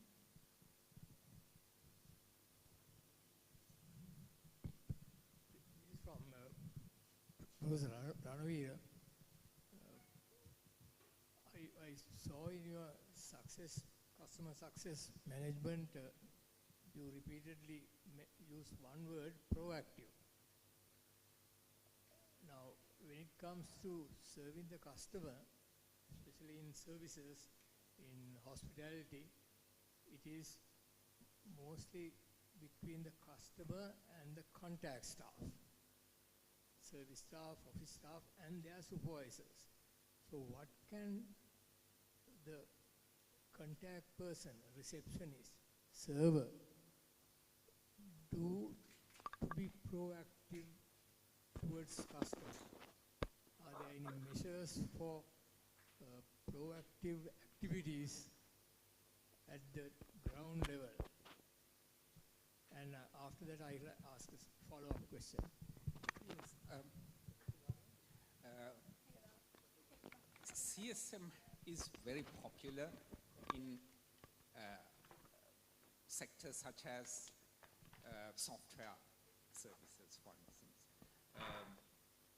In B2B, it is very popular, where you are offering products or solutions to customers who are industrial partners, and they have a problem, you want to help them to solve their problems. In the B2C sector, it is common in, say, financial services, where, say, financial advisors might work closely with their clients in order to optimize their wealth portfolios, for instance. Now, I'm not sure exactly how common it is in Sri Lanka where financial advisors work closely with clients. I'm sure they do with high net worth customers. But if we take highly standardized industries or where the offering is fairly simple, say you go for a meal at a restaurant or you buy a coffee at a coffee shop, there the potential of CSM might be much less. It might be limited because what the value that the customer sees is fairly standardized, and you know that a customer who comes to a coffee shop expects a certain set of has a certain set of expectations. Similarly, at a restaurant, that might be the same. But if you are dealing with a more complex service or a complex product, when you are selling solutions, as you mentioned, you have to understand the customer. The customer's expectations might change over time, or you might have two different customers who are very, very similar but have completely different expectations. So for them, the value might not be very apparent. You might think that you know what drives value for them, but you might be wrong. And that is in fact what research shows. That research shows that there is the perception of value drivers that managers have versus the actual value drivers of the customers. These two are completely uncorrelated. So that is a very, very profound, very important finding, because that has come across in many, many industries. Therefore, I think just going back to your question, CSM is not for every industry, and it is not for every company. I think it, as it originated in, say, software sales, or where you are selling solutions, especially to B2B customers, but perhaps in B2C too, increasingly.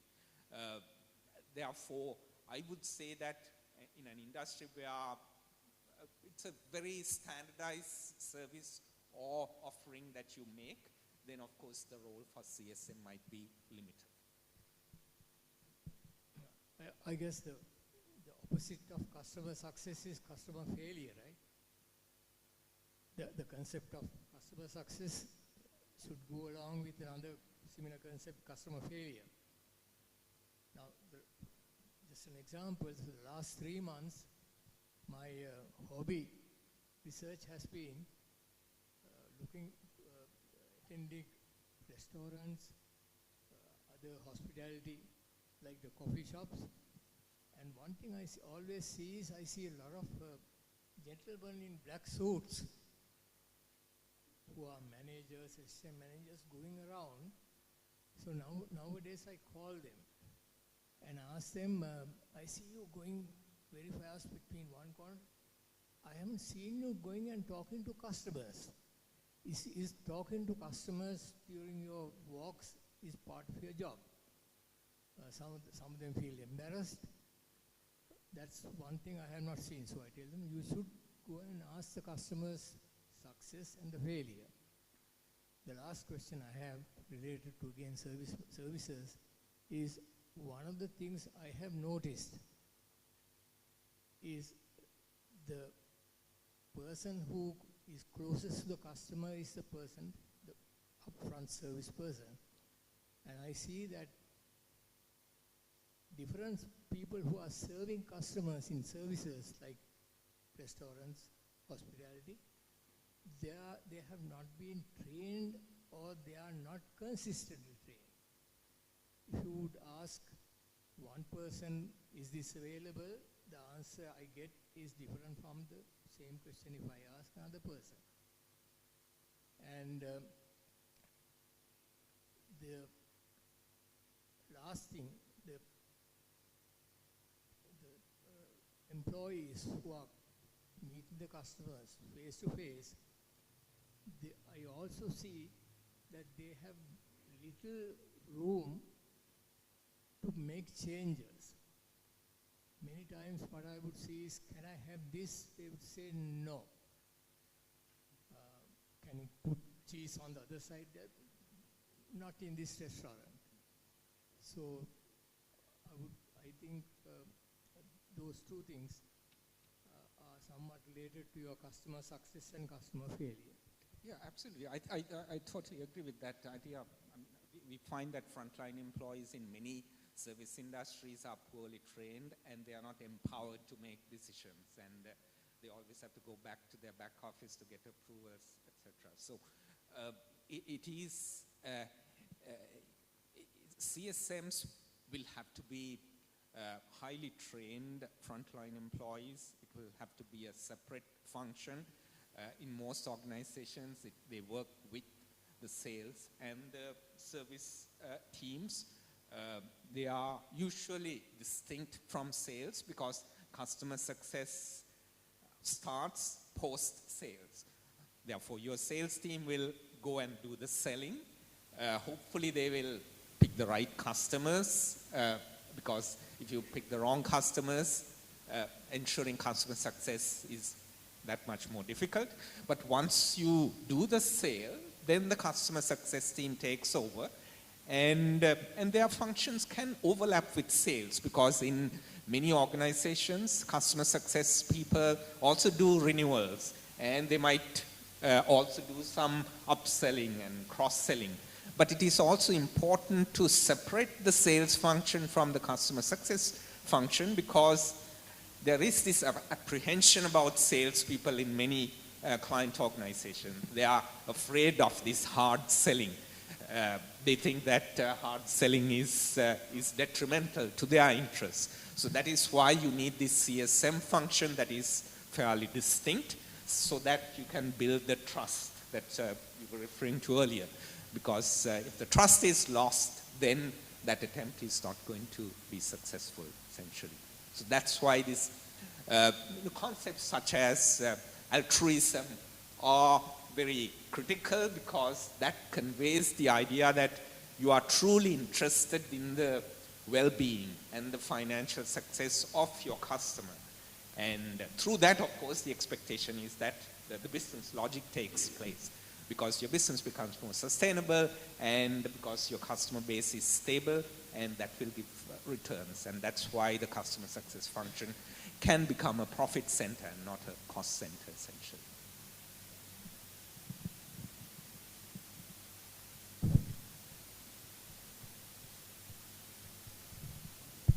Thank you. I think, Professor Chatura, I have one question. Within this framework, you say creating value and building relationships through customer success management. Then we have seen in the research agenda, they talk about co-creation of value and co-destruction. Then how it can be intervened in this particular framework that we are talking about now. Co-destruction has become very severe issue sometimes in Sri Lankan context sometimes. Rather than value creation, when you deliver and capture value as a customer, co-destruction is happening. Any impact on those areas on this framework?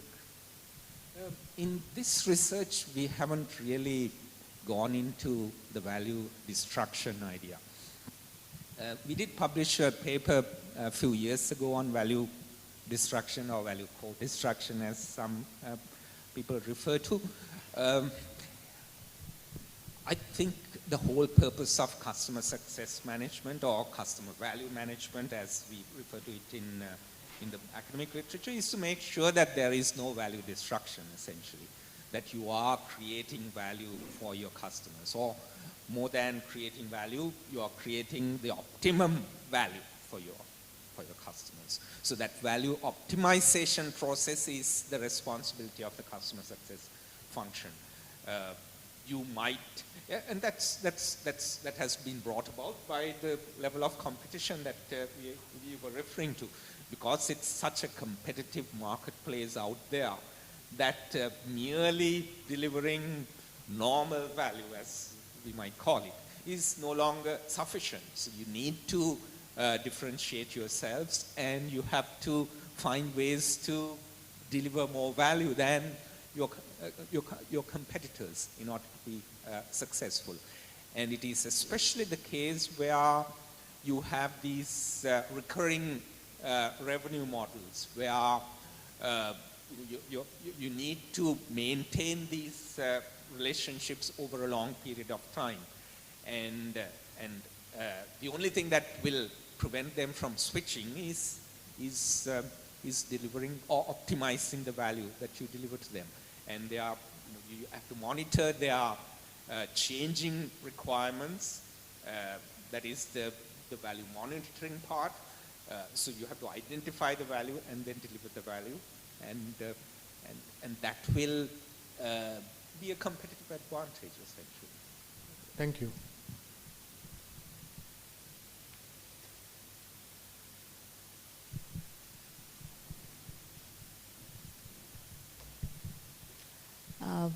The audience might have more questions, but we are running out of time.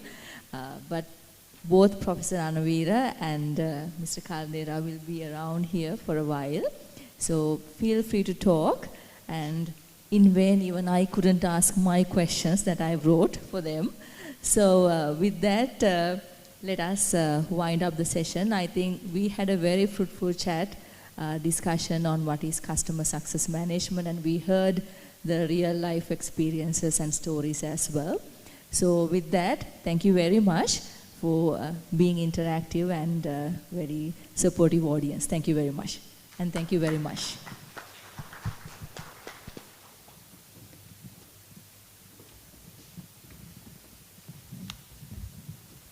Thank you to our distinguished contributors for that illuminating discussion. Your perspectives have shed light on the opportunities that lie ahead, and I'm sure the audience must have gained valuable insights as well.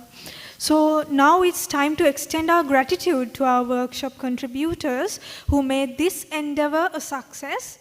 For that, I kindly invite the conference chair and the director of the Business Research Unit to present them with tokens of appreciation. Dr. Prasanna Ilankon, this is for you.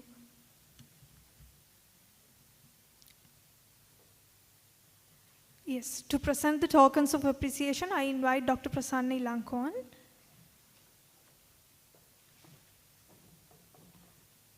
And accepting the tokens of appreciation, first off, we have Professor Chathura Ranavira.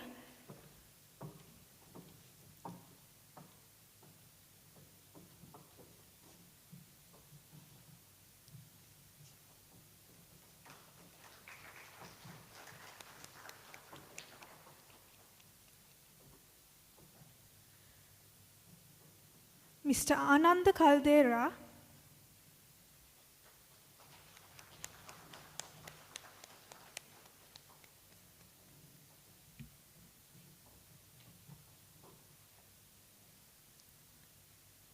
And our moderator for the day, Dr. Amali Vijaykorn.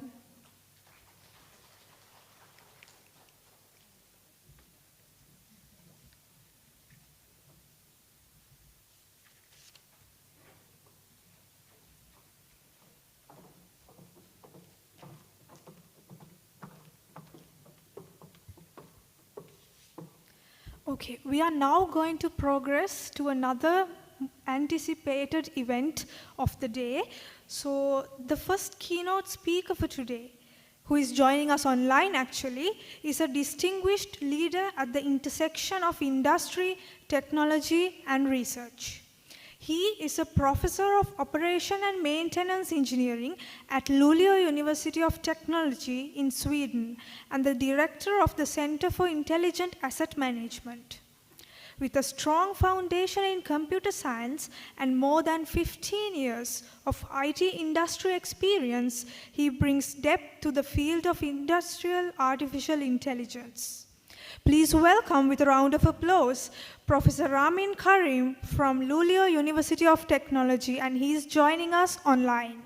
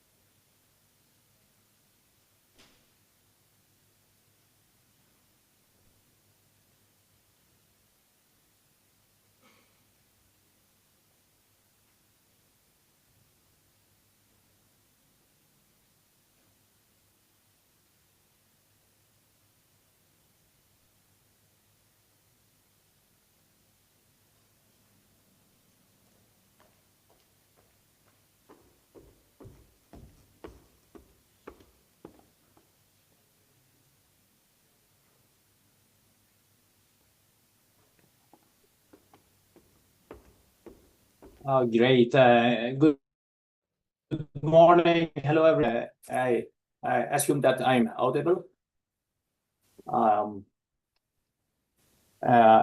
First of all, I would like to thank you, Professor Ilankon and the team for inviting me to this edition of the conference. It is a great pleasure for me to share some of our thoughts, some of the work we are doing related to the engineering, asset management, and of course,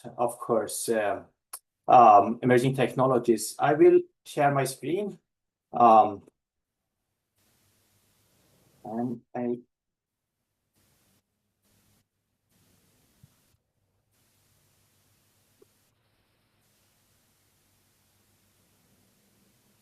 believe that it is visible for you. I will mainly focus on what we call system lifecycle management, and of course, some emerging technologies, mainly with focus on AI technologies. I was kindly introduced by the host. Just a couple of words about my background, that it was mentioned. I have done my PhD in computer science and data science, and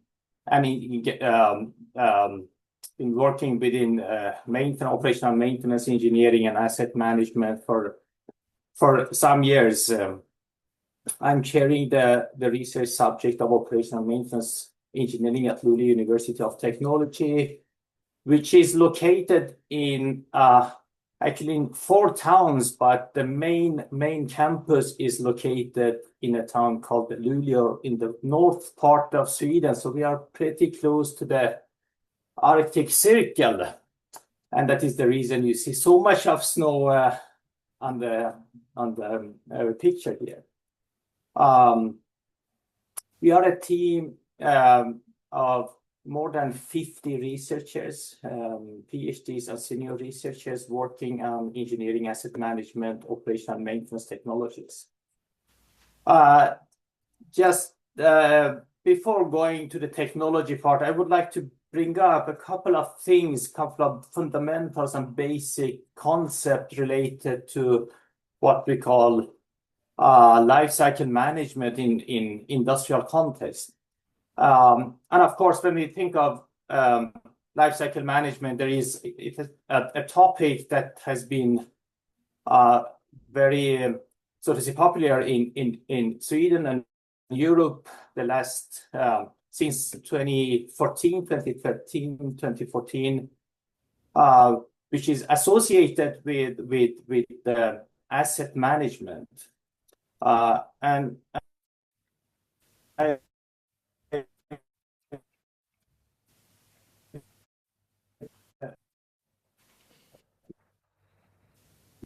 55. I'm not into what is 50,000 is about, because that standard is around us and it is available for everyone who wants to look into that in more depth. And it came 2014 and it has been updated to 2024. So there is a new update with some additional things, some complementary concept and ideas added to the framework. But what is the basic, what is the main reason of establishing such a framework for managing asset in industrial context? Well, I would say if you look into the standards, you will find some couple of keywords. But if I would conclude those keywords, I would say that asset management is mainly about the realization of value from the asset. It is a business perspective to engineering assets. And of course, when we are thinking of managing and realizing value from the asset, there are some aspects need to be considered, and those are mainly about cost, risk, and opportunities, and of course the expected performance or function delivery of the assets. And the challenge here is about balancing. Of course, you think of business perspective, you think of balancing these aspects. But when we think of engineering, we are normally talking about optimization. So it is an optimization challenge when we are dealing with asset management in industries operating complex technical systems. And of course, if looking to the standards, there are some keywords which have been mentioned, and one of the core ideas or prerequisite to establish an asset management system is understanding which are the assets that we are going to manage. And of course, then there is a discussion from system engineering point of view. What do we consider as the life cycle of the asset? For us, working in system engineering, the most important is understanding and identifying the life cycle stages, because these kind of artifacts, standards are aimed to facilitate the life cycle process. So the question that comes up is, what do we mean and what are the stages involved in a life cycle of asset? And no matter if it is a tangible physical products or a service. Most of the cases in system engineering, we talk about these 6 phases, from conceptualization, development, production, and the end of the road retirement. And of course, this can be seen as interconnected stages, and it follows as a waterfall setup. But in reality, when we look to the industrial context, we see that the main challenges come up when we have to deal with incremental development of services and products.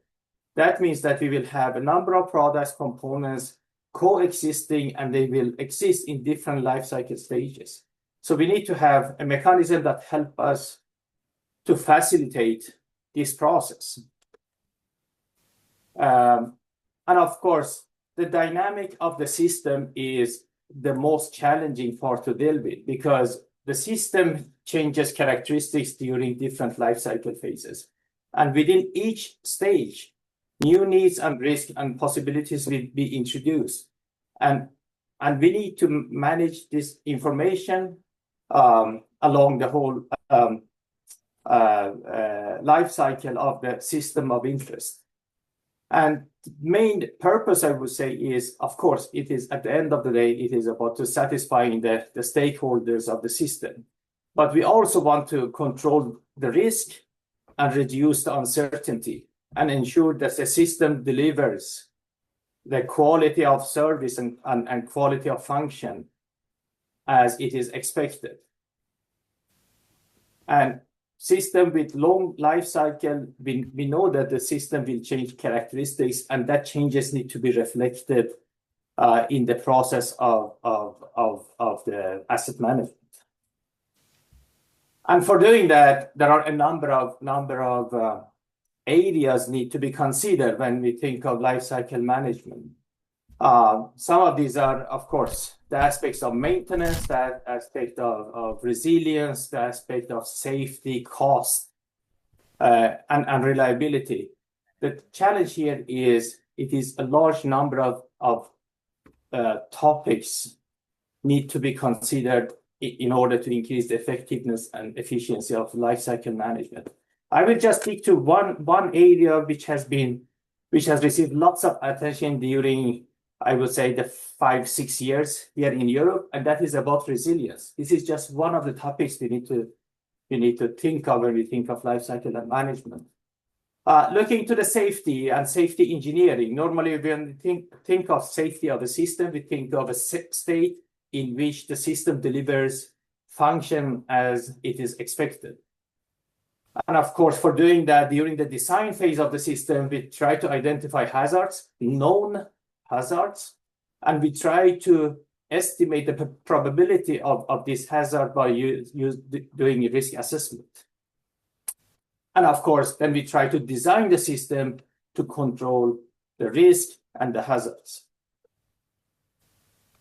Resilience is, on the other hand, is a slightly different thinking. It is about thinking trying to handle disruption which has not been identified at the design phase. Normally, when we think of safety engineering and compare it with the resilience engineering, there are two different approaches. While safety engineering is about eliminating known hazards, on the other hand, resilience is about dealing with what is unknown.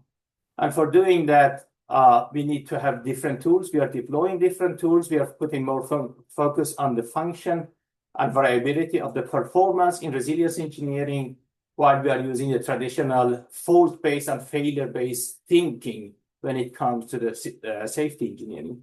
And these two needs to be combined to ensure the quality of the system. I just leave this conceptual part of the lifecycle management and want to look a little bit on the technology around us, which are aimed to facilitate the implementation of lifecycle management regime in an organization. And of course, looking to the technology part, the starting point is always the digital infrastructure, and looking to the digitalization and digital technologies, we will find a number of things which need to be in place in order to support lifecycle management of the system. And some of these things is about like developing an infrastructure for data acquisition, data filtering, and so on, providing services, deploying smart sensors, and so on. And recently, I wouldn't say recently, since decades back, we have been able to use what is called AI technologies. And of course, AI technology is something that adds additional value and puts mainly focus on the model development. But it also requires its own infrastructure. It requires a slightly different thinking compared to the digitalization. But digital technology is, of course, one of the enablers of implementing an AI-based solution in an organization. And sometimes when we listen to the AI community, we think, okay, AI will solve all the problem, then it should be end of the road. But the question is, what will come after the AI technologies? During the last 10, 15 years, a lot of attention has been put on developing quantum technology. And quantum as a, I would say, booster of AI and digital technology. And it has been, of course, a lot of attention to developing the hardware side, the quantum computers. But when we look from the industrial perspective, it is the computing part and the sensor part, which is we think will add most values to the business processes. I will come back a little bit on quantum and AI and see how they are connected and what are the expectations on that. Just a couple of words about the industrial evolution. Industry 4.0, familiar to everyone. We try to connect machines and establish and communication infrastructure so machine could communicate with each other. What happened in Industry 4.0, or a shortcoming of 4.0, is it was about connecting things. It was about connecting machines. We talked about Internet of Things. And what was missing in that thinking was, of course, the human. What we really want to achieve is Internet of Everything, including human. So Industry 5.0 has tried to bridge that gap by providing a thinking and focusing on 3 pillars, which is human-centric, sustainability, and resilience. And for doing that, there are, of course, a number of technologies which have been developed during the last decades. This is just some of them. I will not go to all of these parts, but we will see the increased level of automation in industry. We will see that AI application, AI agents are getting more and more deployed, and it will facilitate not only the administrative, the office part of the industry, but also the agents are deployed in manufacturing, in process industry, in automation side as well.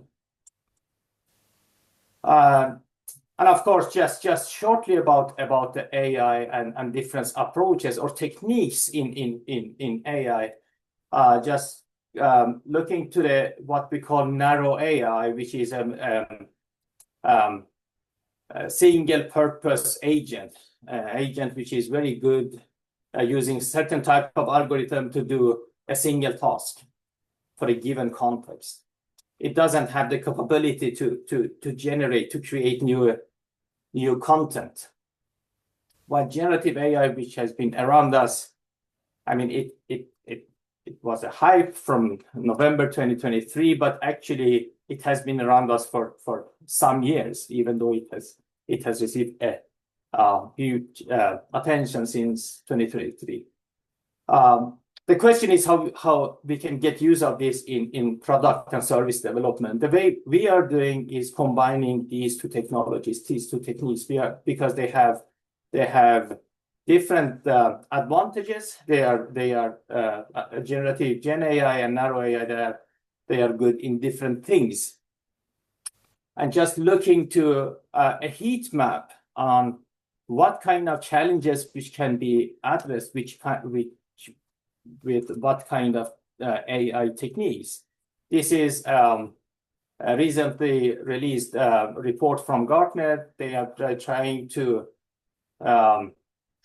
highlight the relevance and suitability of different AI techniques in different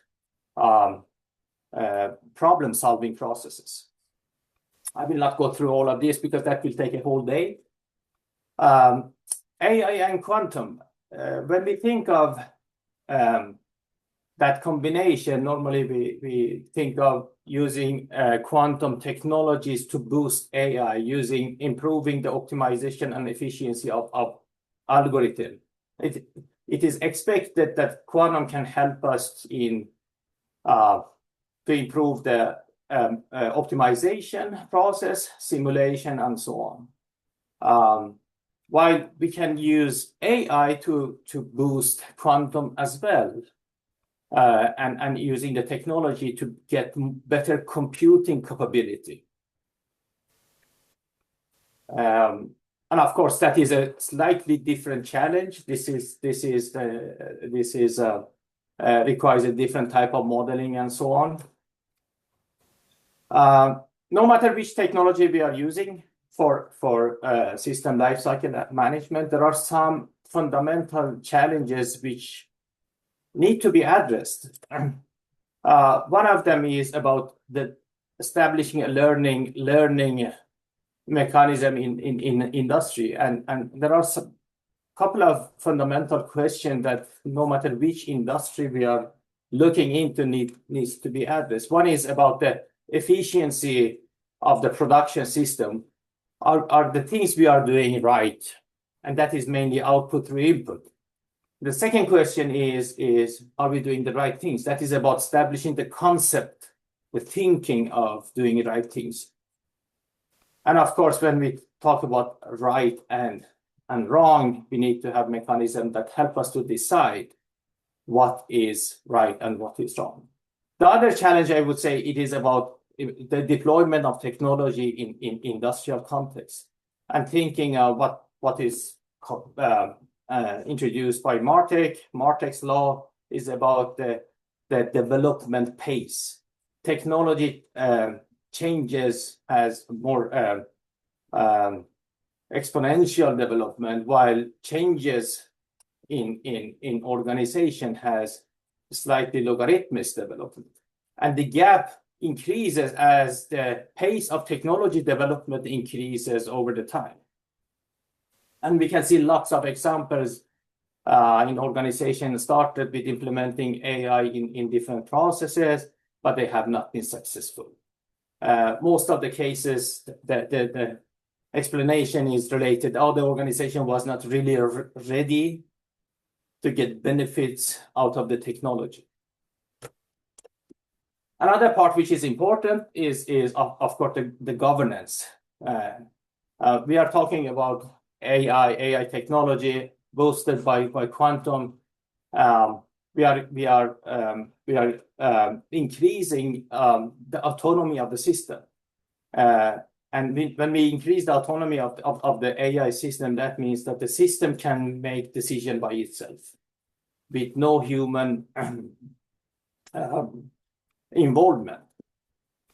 And of course, when we create mechanism artifacts, which is highly autonomous, we need to create a mechanism to govern that technology as well.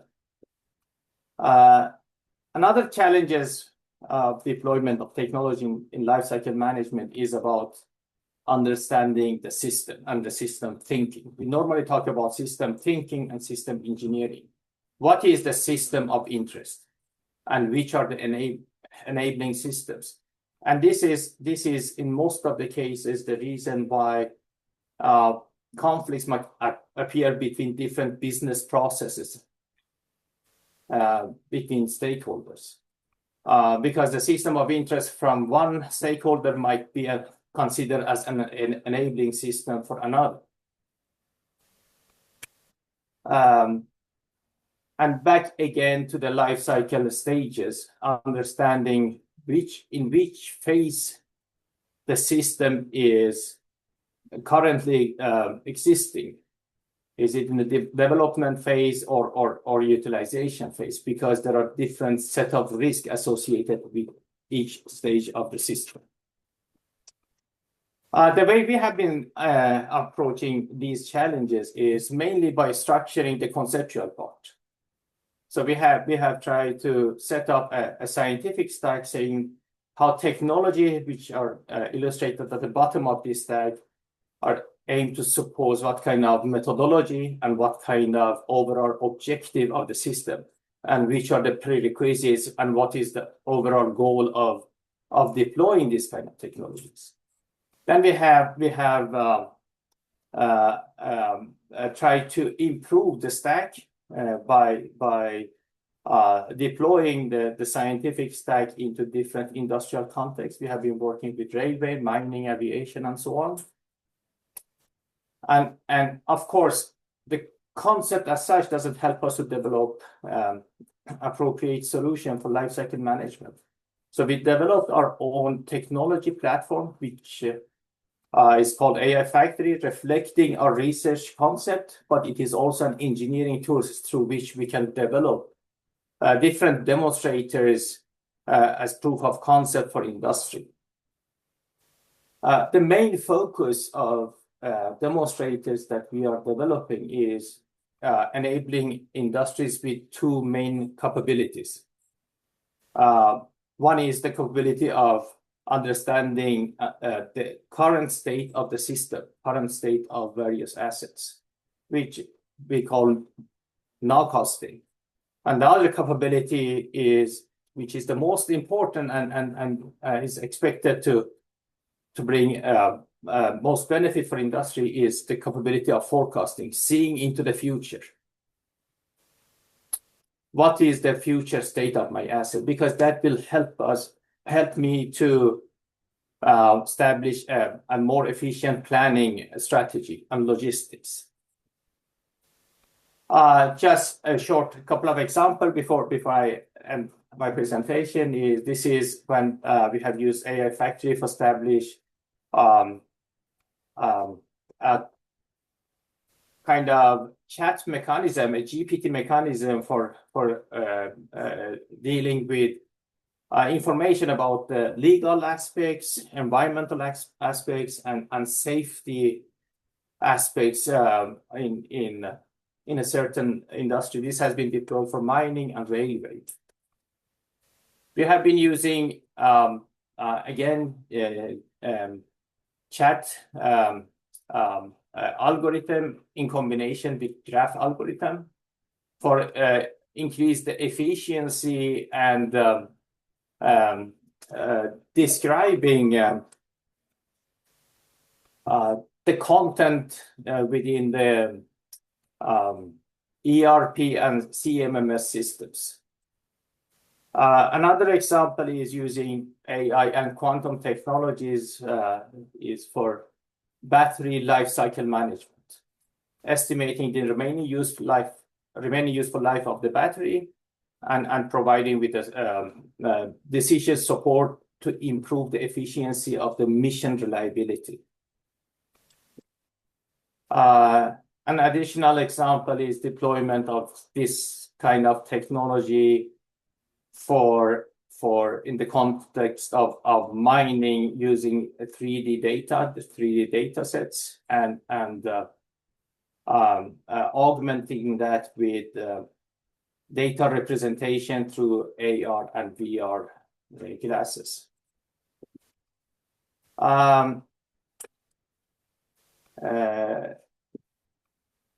And this will be my last slide. This is when we are deploying both AI as a distributed environment. We have designed a platform consisting of edge AI in combined with cloud AI and an environment and an intermediate environment between edge and cloud, which we call fog AI. This is to support health prognostic and health management of railway infrastructure, but also railway rolling stock. So by that, I would like to finish my presentation, and thank you all for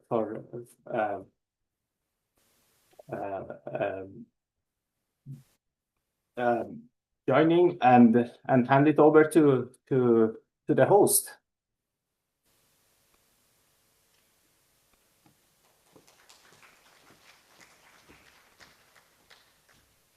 Thank you so.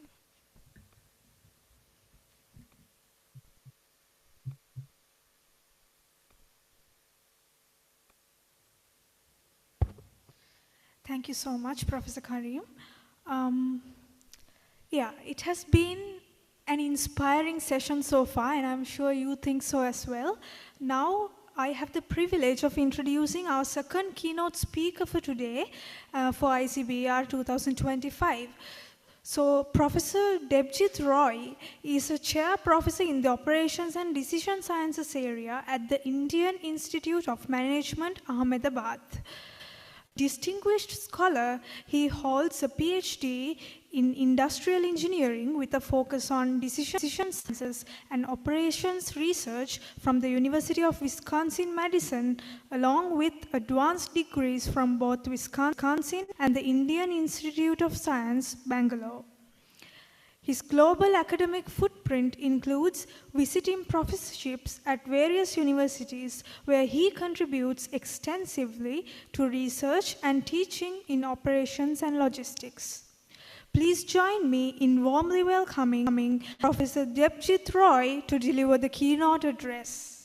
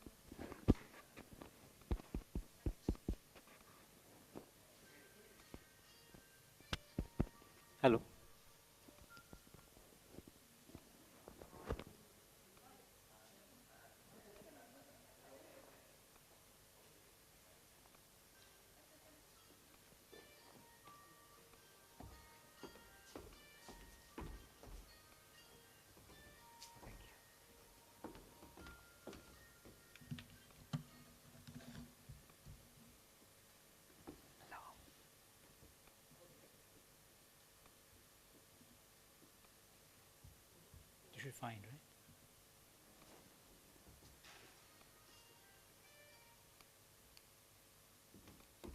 Yeah, it's working. Thank you. All right, good afternoon. Am I audible? Yeah. Thank you so much, Professor Prasanna, for getting me here. I know we had discussions for like months and months to make this day happen. In fact, we had several disruptions in the last few weeks, as you realize. There was a day, a couple of days back, when more than like 1,000 flights of Indigo was disrupted. But somehow everything fell in place and everything was fine, and I was right on time today. So I think thank you also, Professor Karim, for setting up the base for my talk today. I think you brought out all the technologies in a fascinating way.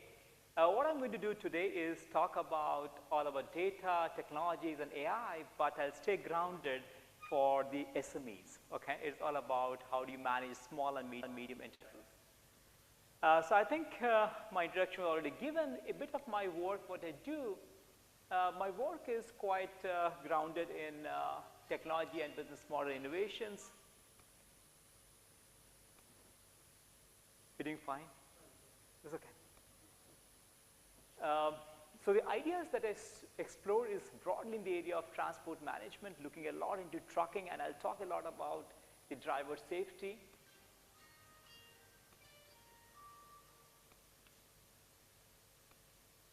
Are you doing fine? Maybe you can help him.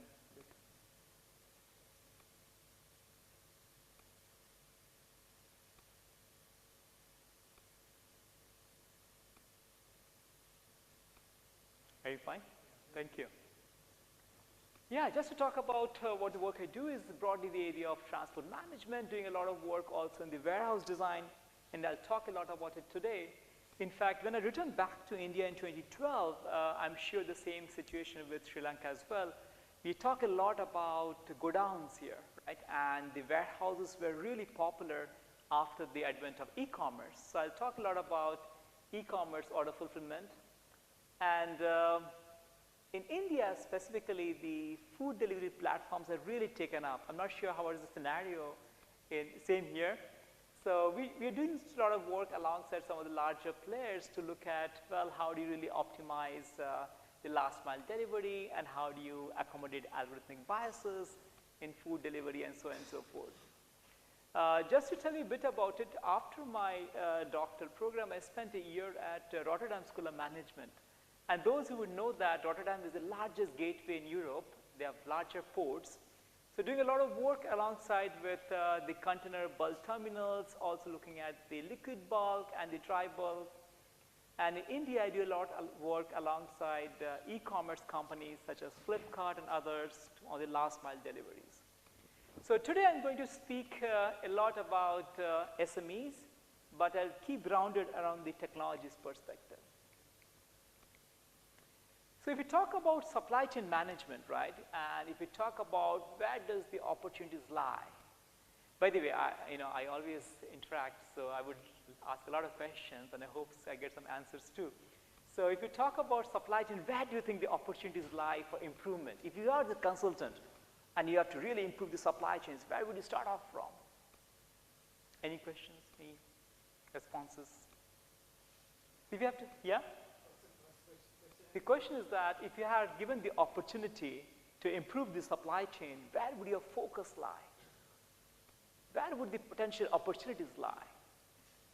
Well, if you think about it, the opportunities could lie pretty much everywhere, right? It could be in manufacturing, it could be in transportation, it could be in the warehousing, it could be in the delivery, it could be any of the phases of the supply chain.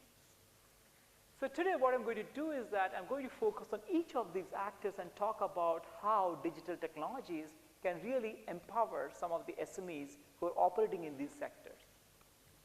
So we'll dive into some of the use cases with this purpose in mind. And purpose is all about how do you improve the supply chains.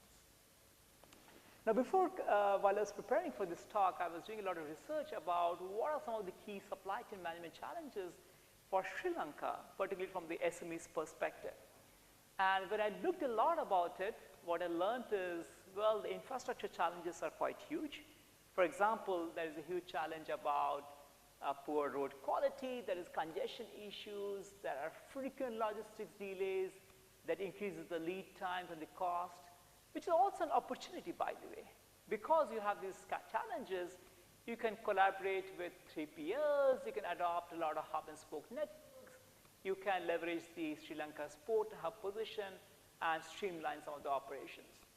Likewise, there are challenges in sourcing, resilience, capabilities and technologies. Particularly, what I learned is that there's extremely low adoption of SCM and IT systems, limited data visibility, and well, that also tells us an opportunity in terms of transport management system, warehouse management system, joining the digital platforms and providing shared visibility for the market access. So today we'll talk about some of these aspects in my talk as well. But the point is that if you're an SME in this particular sector, just doing a minor, very kind of incremental improvement will not really take you to the next bar, right? What we are all talking about is that we have to reset businesses. And if you're talking about resetting businesses, we're talking about we have to take a quantum leap, right? It doesn't have to be a very, very incremental step. We have to really reset and really think how can SMEs really empower and move to the next ladder. So let us start looking at different flows in the supply chain. Let us start off by talking about the first one, which is manufacturing. So if we talk about manufacturing specifically, I'll take an example for a textile manufacturer. Think about larger brands. Think about Zara, H&M, larger brands. What do you think are the specific challenges of a textile manufacturing company? Any guesses? Larger challenges. I know I'm standing between you and lunch, right? But this is the very important. What is the most big challenges? Think about larger brands. Think about Zara. Can you guess what is the frequency of Zara's introduction of the new brands, new clothes? Well, almost every week you'll see a new kind of apparel in the store, right? It is really, really very quite frequent, which means that if you're a manufacturing company who are making garments for Zara, you have to really think about, well, how do you manage the manufacturing processes for every week? If we talk about manufacturing, of course, there is a big deal about spinning, weaving, dyeing, printing, finishing to get the clothes, but the biggest challenge lies in the garment manufacturing. If we talk about garments manufacturing, think about it, right? And there are some countries like Bangladesh, India, and many of the Asian countries which are really focused on large-scale manufacturing. What do you think is the challenge out there? Well, the challenge out there is that every week you're making a new design. Every week your operations are changing. Every week your sequence of operations are changing. In that way, how do you design the lines to maximize the productivity? And we are talking about small and medium enterprises here, right? So here, if you think about it, the classical assembly operations are quite linear. There are maybe 50 steps, 100 steps out there. So how do you really assign the people to these steps are quite crucial for us. So think about it. When you came in the morning today, how fresh were you? Quite energetic, right? You had a breakfast, you're full of energy. And look at yourself right now. Right? You're fatigued, you want to have lunch, you're almost tired. This is the last thing you're kind of doing. Which means that every person who's going to work, their fatigue levels also changes with time. Their productive levels also changes with time. Morning you might be super productive. By the time you're going lunch break, it might be coming down. Again, post lunch you may be again very active. Or maybe very, very lousy and maybe you've been active. Okay, whatever that takes. But everybody has a different productivity profiles, right? You as a manager, you do ever use those productivity profiles, but assigning the people to the particular line? Never, right? So far, our assignment has been purely skill-based, and we have never worried about understanding how the productivity of different people are so different with time. And how do you leverage that knowledge to assign the right person to the right operations?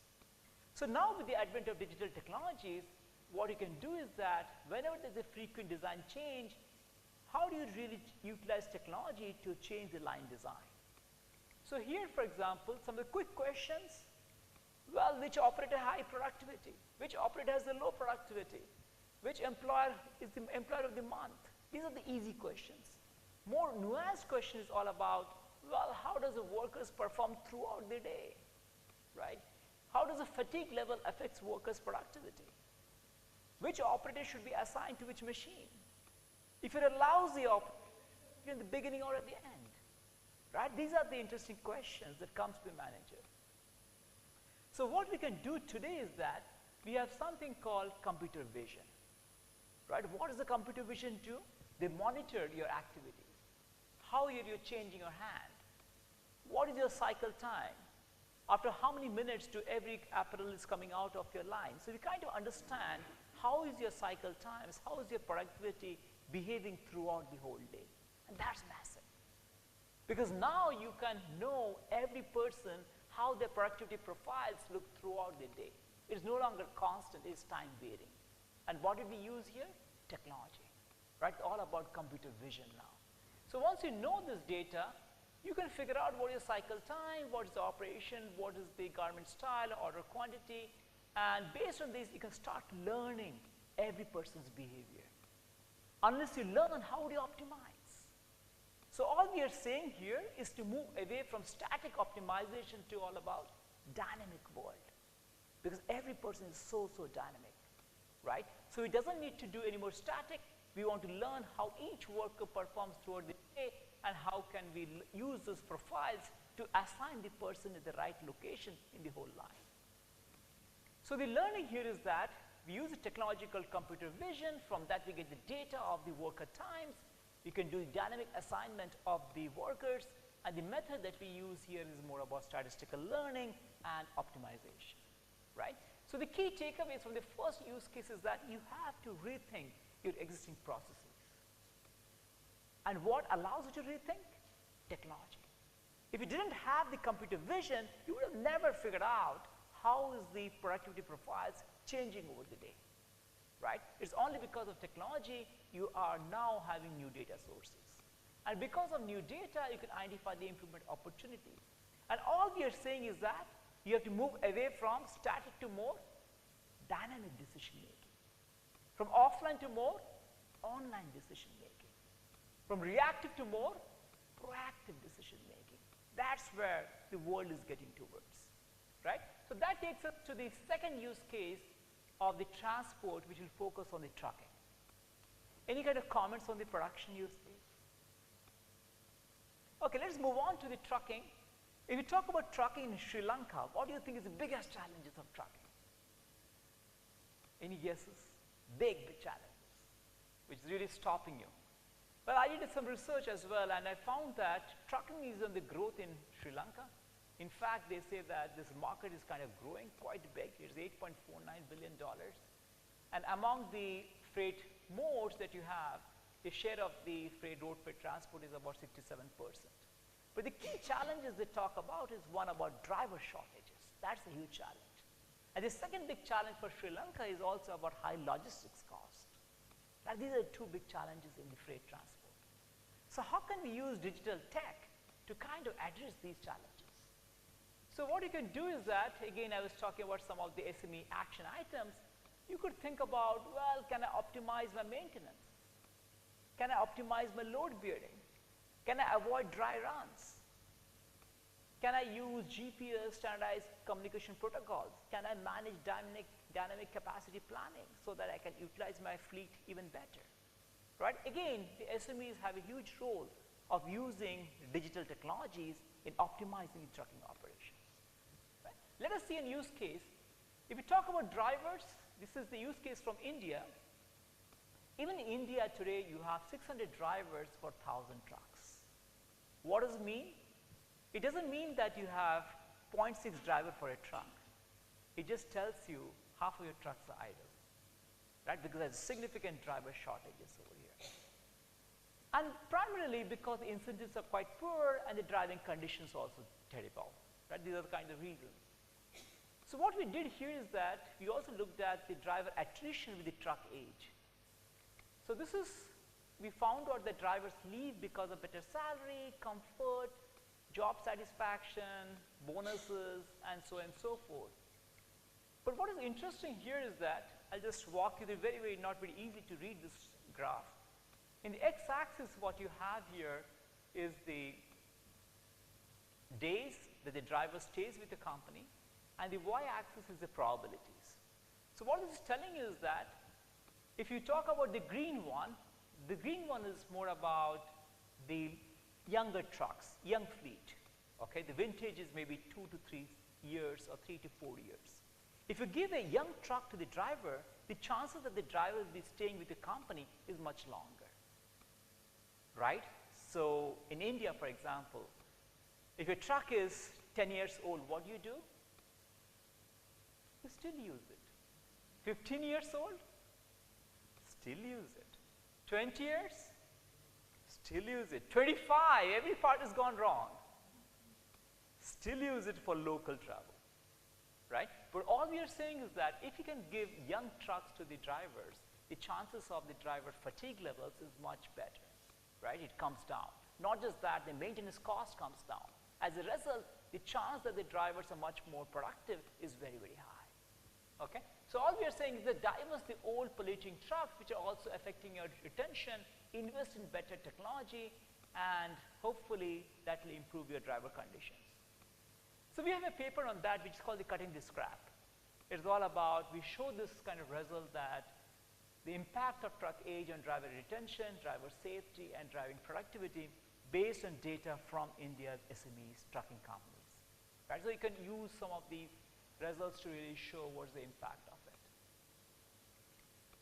The other thing that you should think about is how do you improve the driver incentives? If you ask any fleet operator, how does drivers get paid? Any guesses how they get paid? They get paid when they drive, right? And if you look at the round trip of the whole driver, they're waiting at the loading point maybe for 10 hours. They drive maybe for 5 hours. Again, waiting at the unloading point maybe for 20 hours. Are they getting paid for that? No. Right? So what we also think is that for all the loading and unloading time, you need to think about detention. Have you heard about demurrages? It's a very popular concept in the shipping industry. If your vessel waits for more than 4 hours, 2 hours, you have to pay like $100,000. But there's no demurrage we talk about trucking. Why? Right? So industry need to reset and start thinking about demurrages even for trucking, because driver lives matter. Driver incentives matter, right? That's the important decision, especially for Sri Lanka, India, and these countries. We need to think about some of these changing, restructuring the driver payment model. So this is one data from one of the companies that they try to use an application to monitor the waiting times at the loading and unloading times and figure out that is the biggest driver of idle of trucks. So you have to really monitor all the idleness of a truck at both the loading and the unloading points. The next part is collaboration. Why we are talking about it? Today, half of the trucks are driving without any load. Why? Because there's no load availability. Can the fleet operators start collaborating? Can there be a marketplace? Like in India, we have something called Black Buck. What Black Buck is doing is that they have a marketplace for matching an idle truck with a load. If you can do that, the truck can be used even better, and you can achieve more throughput for the same asset. And that can again improve the driver well-being and also the incentive structure. More importantly, can you guess in India how many days the driver stays away from home? That's the easy question. Doesn't require much of math here. Any numbers? 6 months? No, that's on the extreme. It's like 3 weeks on an average they're staying outside. Why? Because they're traveling a long distance, but more importantly, they're waiting for loads to return for the backhaul, right? If they can collaborate and they get load faster, they can reach home faster. And that also improves the drivers' retention in the companies, right? Again, it is all about multiple truckers can collaborate for quick turnaround for drivers. And more importantly, we also need this kind of hubs where you can have the transshipment and relay operations for the drivers. So all we are saying is that if you can have the relay operations and collaborations, then you can optimize the driver resources, which is one of the biggest problems. Now let's go to digital tech. How can we use digital technologies to improve drivers' welfare? Have you heard about GPS? How many heard about GPS here? All of you heard about GPS, right? What does GPS do? They give you the route information. How do the trucking companies use the GPS? Nothing. Post-mortem.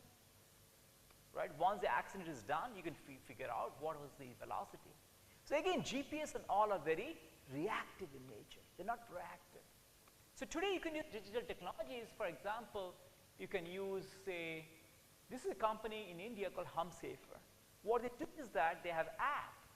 Again, all the SMEs can use, which they can put on their trucking dashboards. And what the app does is that it monitors the driver's eyes. It monitors the driver's mouth. It monitors the driver's facial conditions. And it kind of gives an alert if there's a high risk of the truck to meet with an accident. Okay, this is the kind of apps that you need for the SMEs. Low tech, low cost. Okay, it doesn't take a ton to implement this technology. It's very, very cost effective. On the other hand, if you want to put a lot of money, you can also put apps like what DragBuddy does. This is very expensive, right? Maybe about 30 grand, 40 grand Indian rupees, but these are very expensive assets. On the other hand, SMEs can adopt simple apps to kind of nudge the drivers towards safety. In fact, we have a paper here. In fact, it was with Tharanga, with this paper we worked upon, which is called Bollywood Beats Boredom. So we worked with the trucking drivers to improve the safety, and we asked the trucking drivers, well, what keeps you alert on the roads? And guess what the answer was? What keeps them alert on the long drives? What keeps them awake? Any guesses? The answer is right here, Bollywood songs. Right, all about music. So what we did is a field experiment where we designed alerts based on iconic movie dialogues and songs, and we designed this app and gave it back to the drivers. And we found that if you can give nicely designed alerts, the chances that their engagement with the app increases by more than 100%, the accident chances reduces dramatically. Right? Again, how do you design the app to really manage the driver's expectations? So key takeaways for the trucking is all about we need to come up with smart driver notification systems, and that doesn't come with huge cost.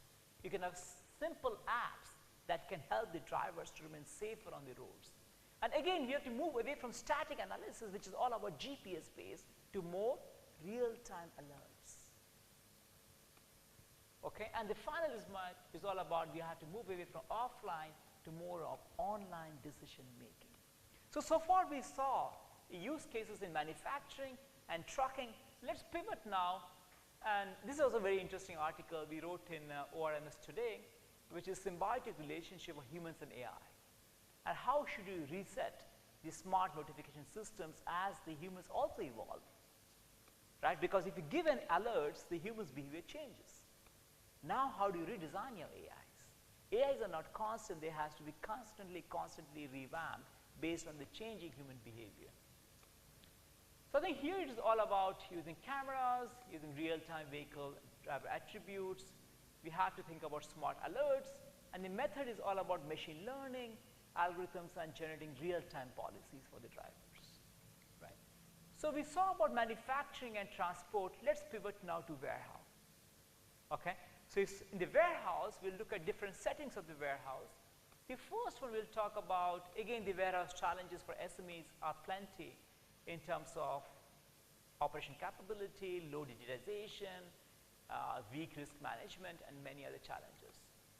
So let us drive into an e-commerce fulfillment center, okay, which all the SMEs today have fulfillment centers. If you ask to the SME, if you ask to the consumer of e-commerce, what do they want today?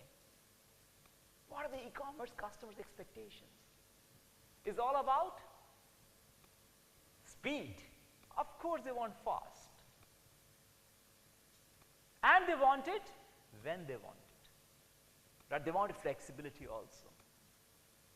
For example, which is the popular holiday time here? Which is the popular festival here in Sri Lanka? New Year. Think about if your New Year gift comes after the New Year. Or if your Christmas cake, Christmas gifts come after the Christmas. Would you be happy about it? No. When the volumes are higher, when the demand is higher, the role of the service level matters even more. Regular days, we don't care about it. Peak days, we care about service level even more, right? So we have to think about definitely speed, definitely flexibility, but you know what? Consumers don't want to pay for it.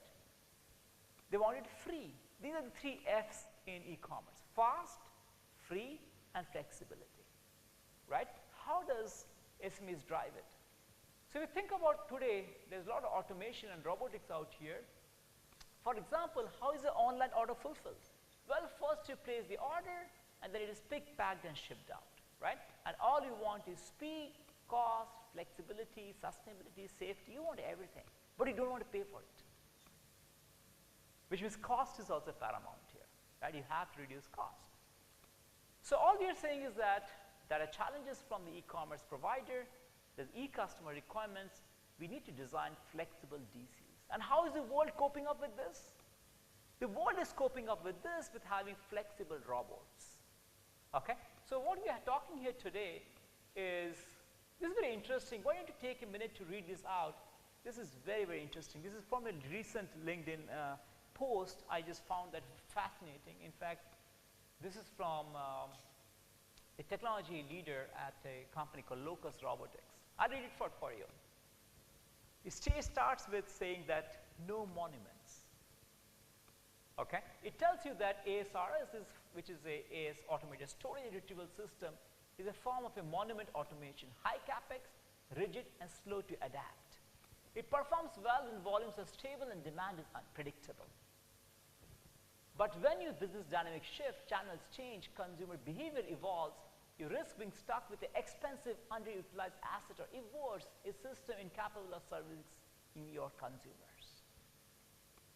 This is talking about Kroger, which is one of the biggest supermarkets in the US. They have spent in Ocado, central fulfillment system, and how much investment did they do? $2.6 billion. That's the investment they have done. And they had to write it off in how many years? Just 2-3 years. Why? Because this was all about fixed automation. And that's what this is telling you, is that we do not need to have monuments when your business model is not predictable, right? If you talk about Coke, if you talk about Pepsi, if you talk about colas, they know that even 100 years down the line, they'll be selling Pepsi. The business environment is certain. But in these cases, the business dynamics are shifting constantly. If that is the case, all we need is something called flexible and scalable automation, right? So here, very popularly, this is known as the robotic order fulfillment, where you have Kiva systems, Swisslog, and Gray Orange. So in fact, we have a paper in Transportation Science which talks about some of the latest robotized and automated warehouse systems. But what these robots can do is that they can directly go and pick the shelf and bring it to the worker. Let us see how they work.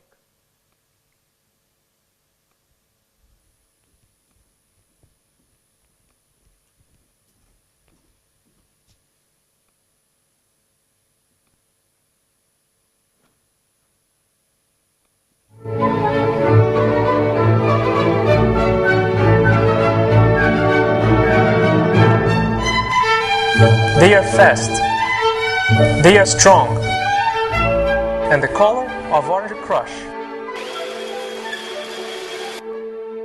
These machines were created by Kiva Systems, a Boston area startup that wants to reinvent the warehouse business using robots.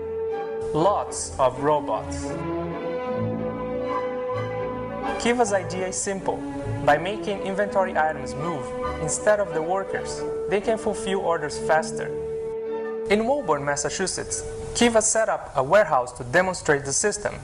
Once I submit that order in, it understands that I'm ready to fulfill that order. So it prints out a label for that order. I build a box that I want to put that order into, and asks me where I want to place that order onto my shelf. I'm going to say right here. Now that I've placed that order on here, and I can place up to 6 orders at a time, the system is going to go out, find that inventory, and you can see it's already starting to bring that inventory over to me, so that I don't have to go and find that inventory. It goes in, and the inventory comes to life and starts coming directly to me. So the user doesn't have to walk around, the user doesn't have to go find the orders, and it actually increases the accuracy of the orders because it's bringing me the direct inventory necessary. Hey, all right, so it tells you how dynamic these robots are. When the demand is higher, you can deploy more robots, right? So this is completely flexible solution that you can implement for e-commerce order fulfillment. So these robots can really pick any kind of items. It could be heavy pallets, it could be smaller totes, it could be any odd-shaped products. You can pick them. The key advantages of the systems is that you can set up this warehouse over a weekend. It doesn't need a 18-month setup. So you can rapidly do these ones, right? And it improves the worker conditions, it reduces the order pick inaccuracies, and it also, you can deploy in a rapid manner over the last 1 weekend. The best part of this is something called self-organizing maps. The robots are learning. If you know that some product demands are very high, they'll bring those products closer to the pick station. Do you see that? Or the less moving, slow moving products are brought centrally to the pick station. So these products are slow moving, the red products are fast moving. This is what is called dynamic optimization, real-time learning. Why? Because it learns the demand profiles in real time and it reorganizes the all parts in real time. That's a fascinating part of it. Can you tell me one disadvantage of the system? What is not so good? Any disadvantage you see? Very expensive. Each robot could cost like 40,000 grand. Very, very expensive, right? So what the world is saying is that, of course, you have to optimize the system, and the key takeaway so far is AI/ML, you can learn demand patterns, you have to leverage the learning weights to optimize the assignment of the robots to the pod allocation decisions. So in this particular case, you have robots as technology, your data is all about product demand and the real-time position, your decision is all about dynamic position of the pods, and the method that we use is online demand estimation, neural networks, and optimization. Right? That's what you saw in the particular video that is going on. But the challenge is too many robots, very, very expensive. So what we do is that instead, the robots are not going to take away all your jobs. So this is where the system that evolves is called the locus robotics, right?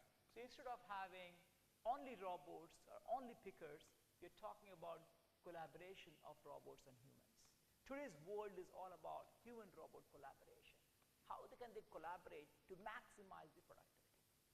What are the pickers really good at? Humans are really good at? Humans are really good at grabbing the object, right? They will not take the object and crush it. What are robots really good at? Monotonous walking, 24/7, they'll never complain. So can we leverage both of these worlds? So let robots do all the walking and let the pickers do only the grabbing. That's exactly what this robotic system does. So I'll show you an example of a layout where you have the picker and the robots working. So you can see multiple zones. There are pickers over here. These are the positions from where the object has to be picked. So you can see here, the matching happens, the picking happens. Then the robot goes to the next location with the picker. Picking happens. Then the robot goes to the next location. Picking happens. Then the robot goes to the next location. Picking happens.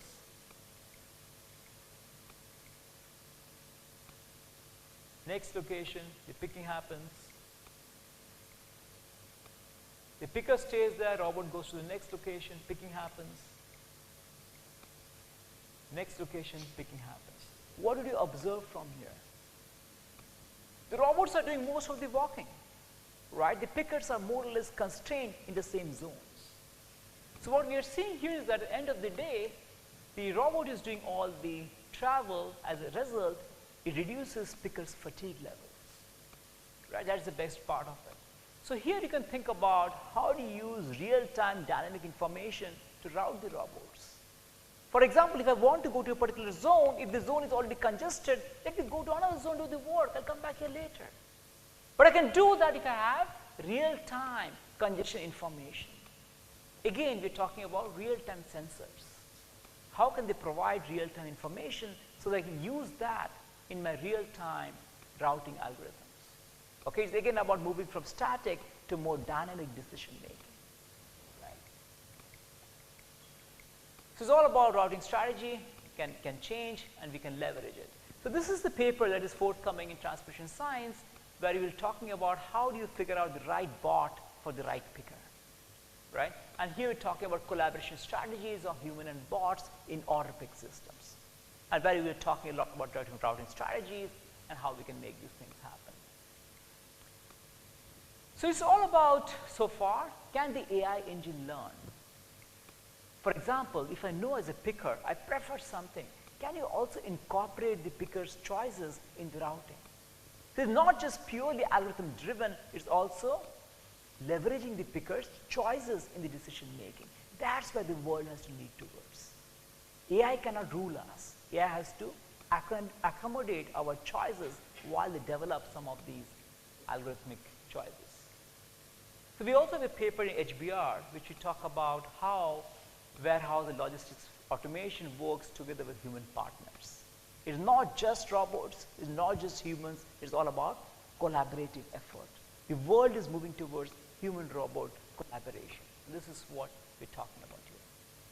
So again, from this example, what we see is that we have technology of human and robots, data is real-time robot position, decision is routing, the method is all about queuing and dynamic programs, right?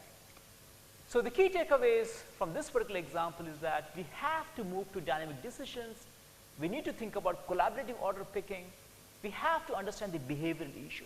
Would you like if the robot leads you? Would you like if you lead the robot? How does the behavior affect? These are some of the experiments that has to be still done to figure out how should humans really work alongside robots. It matters, right? And this is exactly what we're talking about, the future of work and future of logistics. So far we saw manufacturing, transport, warehousing. I want to talk a bit about import-export container freight station, which is much more relevant for Sri Lanka, right? If we talk about ports over here, what are the challenges at the ports? Long delays, huge congestion, demurrage costs are super high, right? So what we are saying is that some of the challenges can be overcome with low-cost technology solutions. So I typically say that ease of doing business is nothing but speed of doing business. So we have to be responsive. How can we be fast in our operations? So think about a CFS. I'm sure you heard about container freight stations, CFS, where they handle these large containers. How many of you heard about CFSs? Or any containers, movements and all? Many of you heard about these movements, okay. So what you see is that as a truck brings the container, you have the reach stackers that takes the container and stores it somewhere. What do you think is the problem here? No information transmission. The truck has come, the reach stacker is not available. The truck is waiting for an hour for a reach stacker to be available. Who pays for it? The trucker pays for it. Right? So there's a huge cost of delays. So now what they have done in case of CFS, where a truck arrives, goes to container freight station, container cargo, and then the yard, or the import side for truck to CFS to container cargo to container yard. The challenge is that there's no transparency of containers. As a result, the customers do not have a good timing. They do not know the ETAs, right? When you order a food from, what's the platform you use, PickMe? When you use PickMe, you get 10 minutes delivery times. Suppose PickMe doesn't tell you how many minutes the food is going to be delivered. Would you like it? No. Today's customers want transparency. How do you provide that? Right? So today, there's huge delays at the container terminals. So you can think about these stackers. This company, what they did is that they implemented something called cameras. Do you see the green color ones? These are the cameras. So as soon as the container is picked, they exactly know the container details. Not just that, if you look at this particular, let me go first to the, okay, let me tell you that these stackers also have something called edge computing devices in the restacker, which means the data doesn't need to be sent to the cloud. It can be analyzed in real time at the restacker. So as soon as it picks up, as soon as the container enters the terminal, the restacker is informed the truck has entered.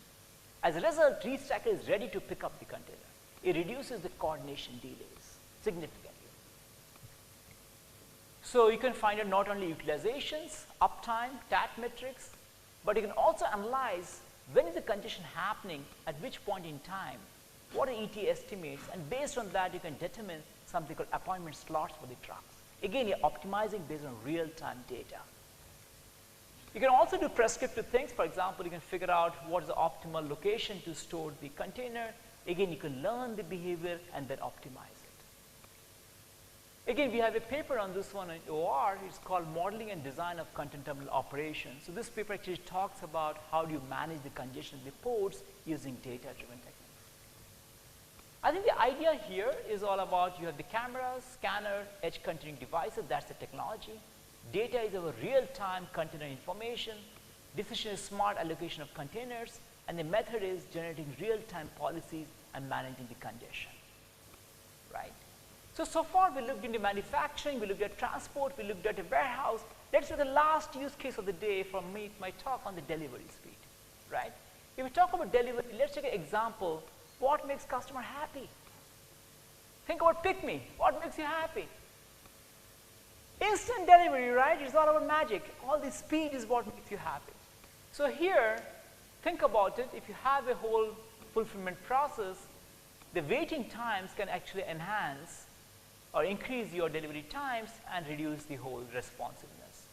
So when you order something, your order goes to one of the dark stores from where it is picked and packed, and then it goes to the last mile deliveries where it is routed to different locations and it is delivered. So this is what is called the pick pack, and this is called the delivery order time. What is the current challenge today? Do you have cash on deliveries here? You do? Think about cash on delivery, right?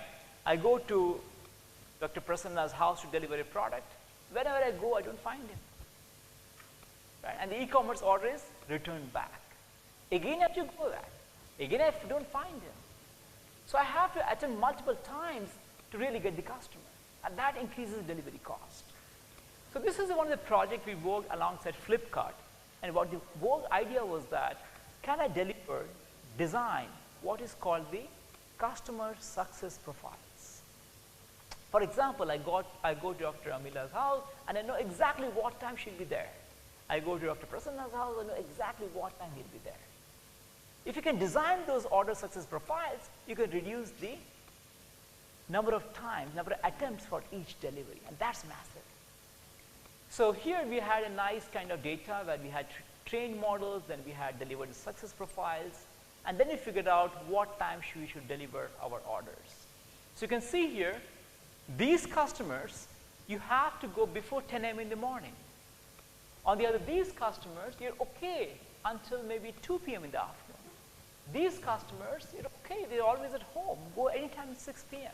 Which means you have to prioritize first the left side, and then the middle, and then the right. We tried this in different hubs, and we found that our data-driven policy can reduce the number of attempts, and that's the biggest benefit of using data-driven approaches. Again, we tried it and we showed that the cost also comes down dramatically. And the key takeaways here is that rich data and algorithms have tremendous potential to cut down cost, even for an SME. It doesn't have to be a massive, expensive project. With low-tech solutions, SMEs can improve their manufacturing, their transportation, the warehousing storage, and also the last mile delivery. It's possible, right? To sum it up, I think all we are saying is that we cannot have one shoe fit all policy. Every SME should figure out what is the right solution that they need. And today's generative AI, agentic AI, allows for the hyper-personalization. It allows for that. So the era is all about hyper-personalization. Traditional methods will require you install heavy capacity base. With AI/ML, you can offer n equals to 1 policy. every SME can have their own true policies, rightly geared just for them, right? And SMEs need to adopt the digital solutions, leverage data and decision making, and SMEs needs to get there, right? And I think all the participants, graduates who work in SMEs here have a huge role to play in terms of adoption. And you're the kind of the change makers out here, and if you work with the SME, I'm sure you can see a kind of fulfillment in their kind of expertise and also in terms of their revenues and driving the costs down. So it's all about technology, data, and then the growth will automatically come. So be open to adopt technology. New technologies will give you new sources of data. And once you have tech, once you have data, you're bound to have growth in the organizations. So in that line, I also have a course in Coursera. It's called Supply Chain Digitization, Strategy and Design. And this course, it starts off by talking about all the tech solutions, and then we talk about how to apply them in every part of the supply chain. It could be manufacturing, it could be ports, it could be warehousing, it could be transportation, it could be, and finally we actually conclude this by talking about how do you justify automation in the companies, right? So this is something you all can look forward to if you want to continue this discussion. Even after I'm not there, you can see me out here, you can listen to me, and you can continue your journey with supply chain digitization. So thank you so much for being some nice participants, and I know I was standing between you and the lunch, but thank you so much for giving this opportunity. Thank you, Dr. Prasanna, for here. Thank you so much. Thank you. Thank you.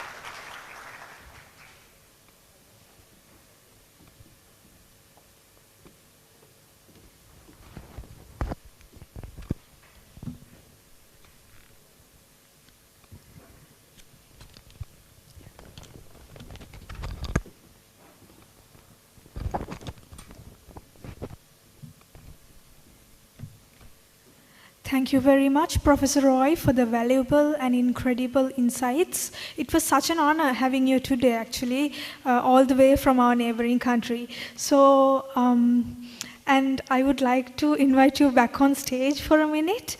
And I would also invite Dr. Manula Senaviratna, Head of the Department of Management of Technology, to present him with a token of appreciation.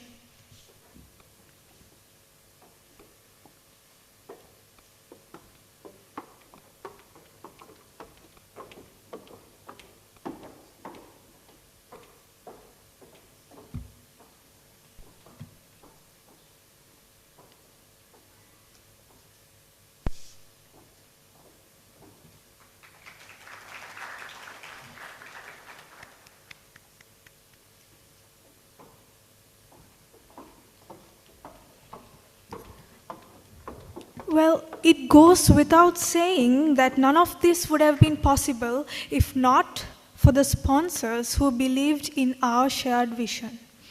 So please allow us to show our gratitude with these tokens of appreciation, and to present them, I invite Dr. Amali Vijayakon on stage. First up, we have our platinum sponsor, Mr. Anand Caldera, Executive Director, Global Rubber Industries Private Limited, and proud alumnus of the MBA 2001-2002 batch at MOT, University of Moratuwa. Please come to the stage if you are there. And then we have our gold sponsor, Mr. Sujiva Vidana Patirana for Laughs Holdings. Silver sponsor, Mr. Siva Subramaniam Vitushan for SIMA.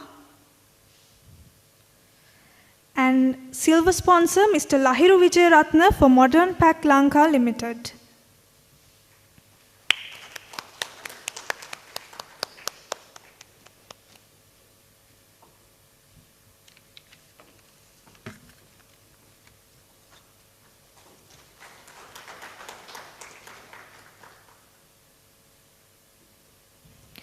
The time has come to formally end today's proceedings. So, to thank you all officially, please welcome the Secretary of the Business Research Unit, University of Moratuwa, Dr. Asanka Gunawardana, to deliver the vote of thanks.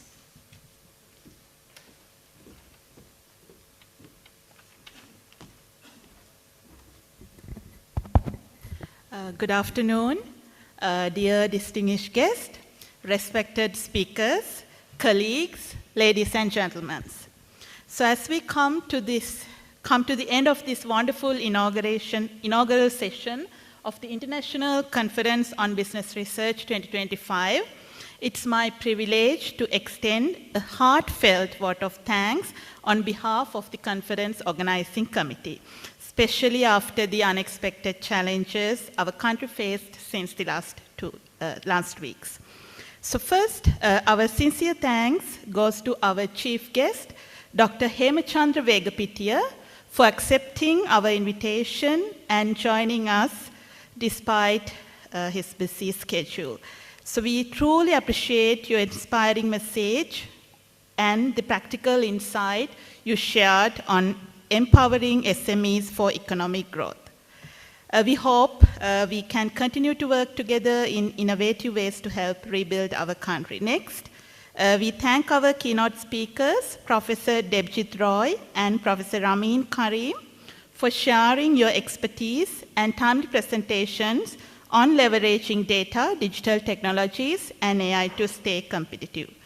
Next, we express our gratitude to our industry and academic expert, Professor Chatura Ranavira, who joins the event last few years, Mr. Ananda Caldera, who is a proud MBA graduate from University of Moratuwa, and Dr. Amali Vijay-Kon, our dear colleague, for leading the workshop and sharing your thoughts on how research-backed insights can support better customer success strategies. And we also appreciate all industry participants who join us and contributed to today's discussion. Next, we are always grateful to Professor Dinesh Samarasinghe, Dean, Faculty of Business, Professor D.P. Chandrasekhara, Deputy Vice Chancellor, and Senior Professor N.D. Gunawardena, Vice Chancellor of the University of Moratuwa, for your continued support and encouragement for the success of this event.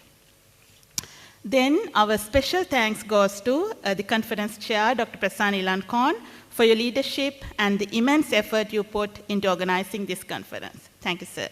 Next, our appreciation goes to the advisory committee for guiding this event since 2023.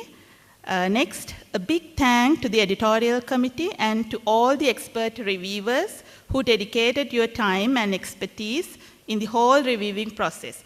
So as the editor-in-chief of ICBR 2025, I would like to especially thank Dr. Amali Vijay-Kon, Dr. Tiloka De Silva, and Mr. Shenal Rajakarunanayake for playing a big role in the reviewing process since August this year. So we also extend our thanks to all the members of the Finance Committee, the Publicity and Public Relations Committee, and Local Organizing Committee, all the academic and non-academic staff of the Faculty of Business, all the members of the Student Committee, and all the volunteers. Your hard work and planning made this conference really possible. Then we would also like to thank all the non-academic staff of the University of Moratuwa for supporting us in many ways to make this event successful. We also sincerely grateful to our sponsors and partners, University of Moratuwa, Mr. Ananda Caldera, Executive Director of the Global Rubber Industry Private Limited, who is our platinum sponsor, then the Laugh Holdings Limited, our gold sponsor, and the Modern Pack Lanka Private Limited, and Sima Sri Lanka, the two silver sponsors, for their generous support in making this conference possible. Next, to all our authors, co-authors, and presenters, thank you for your active participation and the enthusiasm. You are the heart of this event, and we look forward to your contribution in the technical session. Finally, I extend my thanks to all our session chairs for accepting our invitation so quickly and supporting the technical sessions today. With that, I would like to wish all the participants and researchers the very best as you share your work with the conference community. Let us continue to collaborate, innovate, and inspire one another. I wish all a productive and meaningful day ahead. Thank you. Thank you all.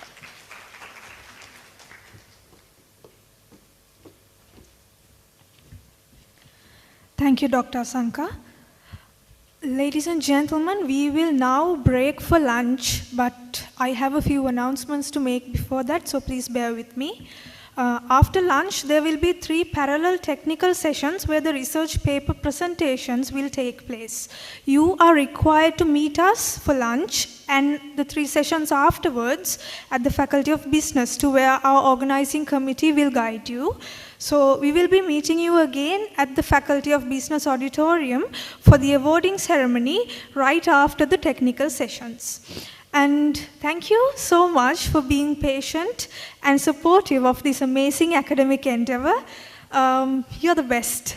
Thank you so much again, and have a great rest of your day. Thank you.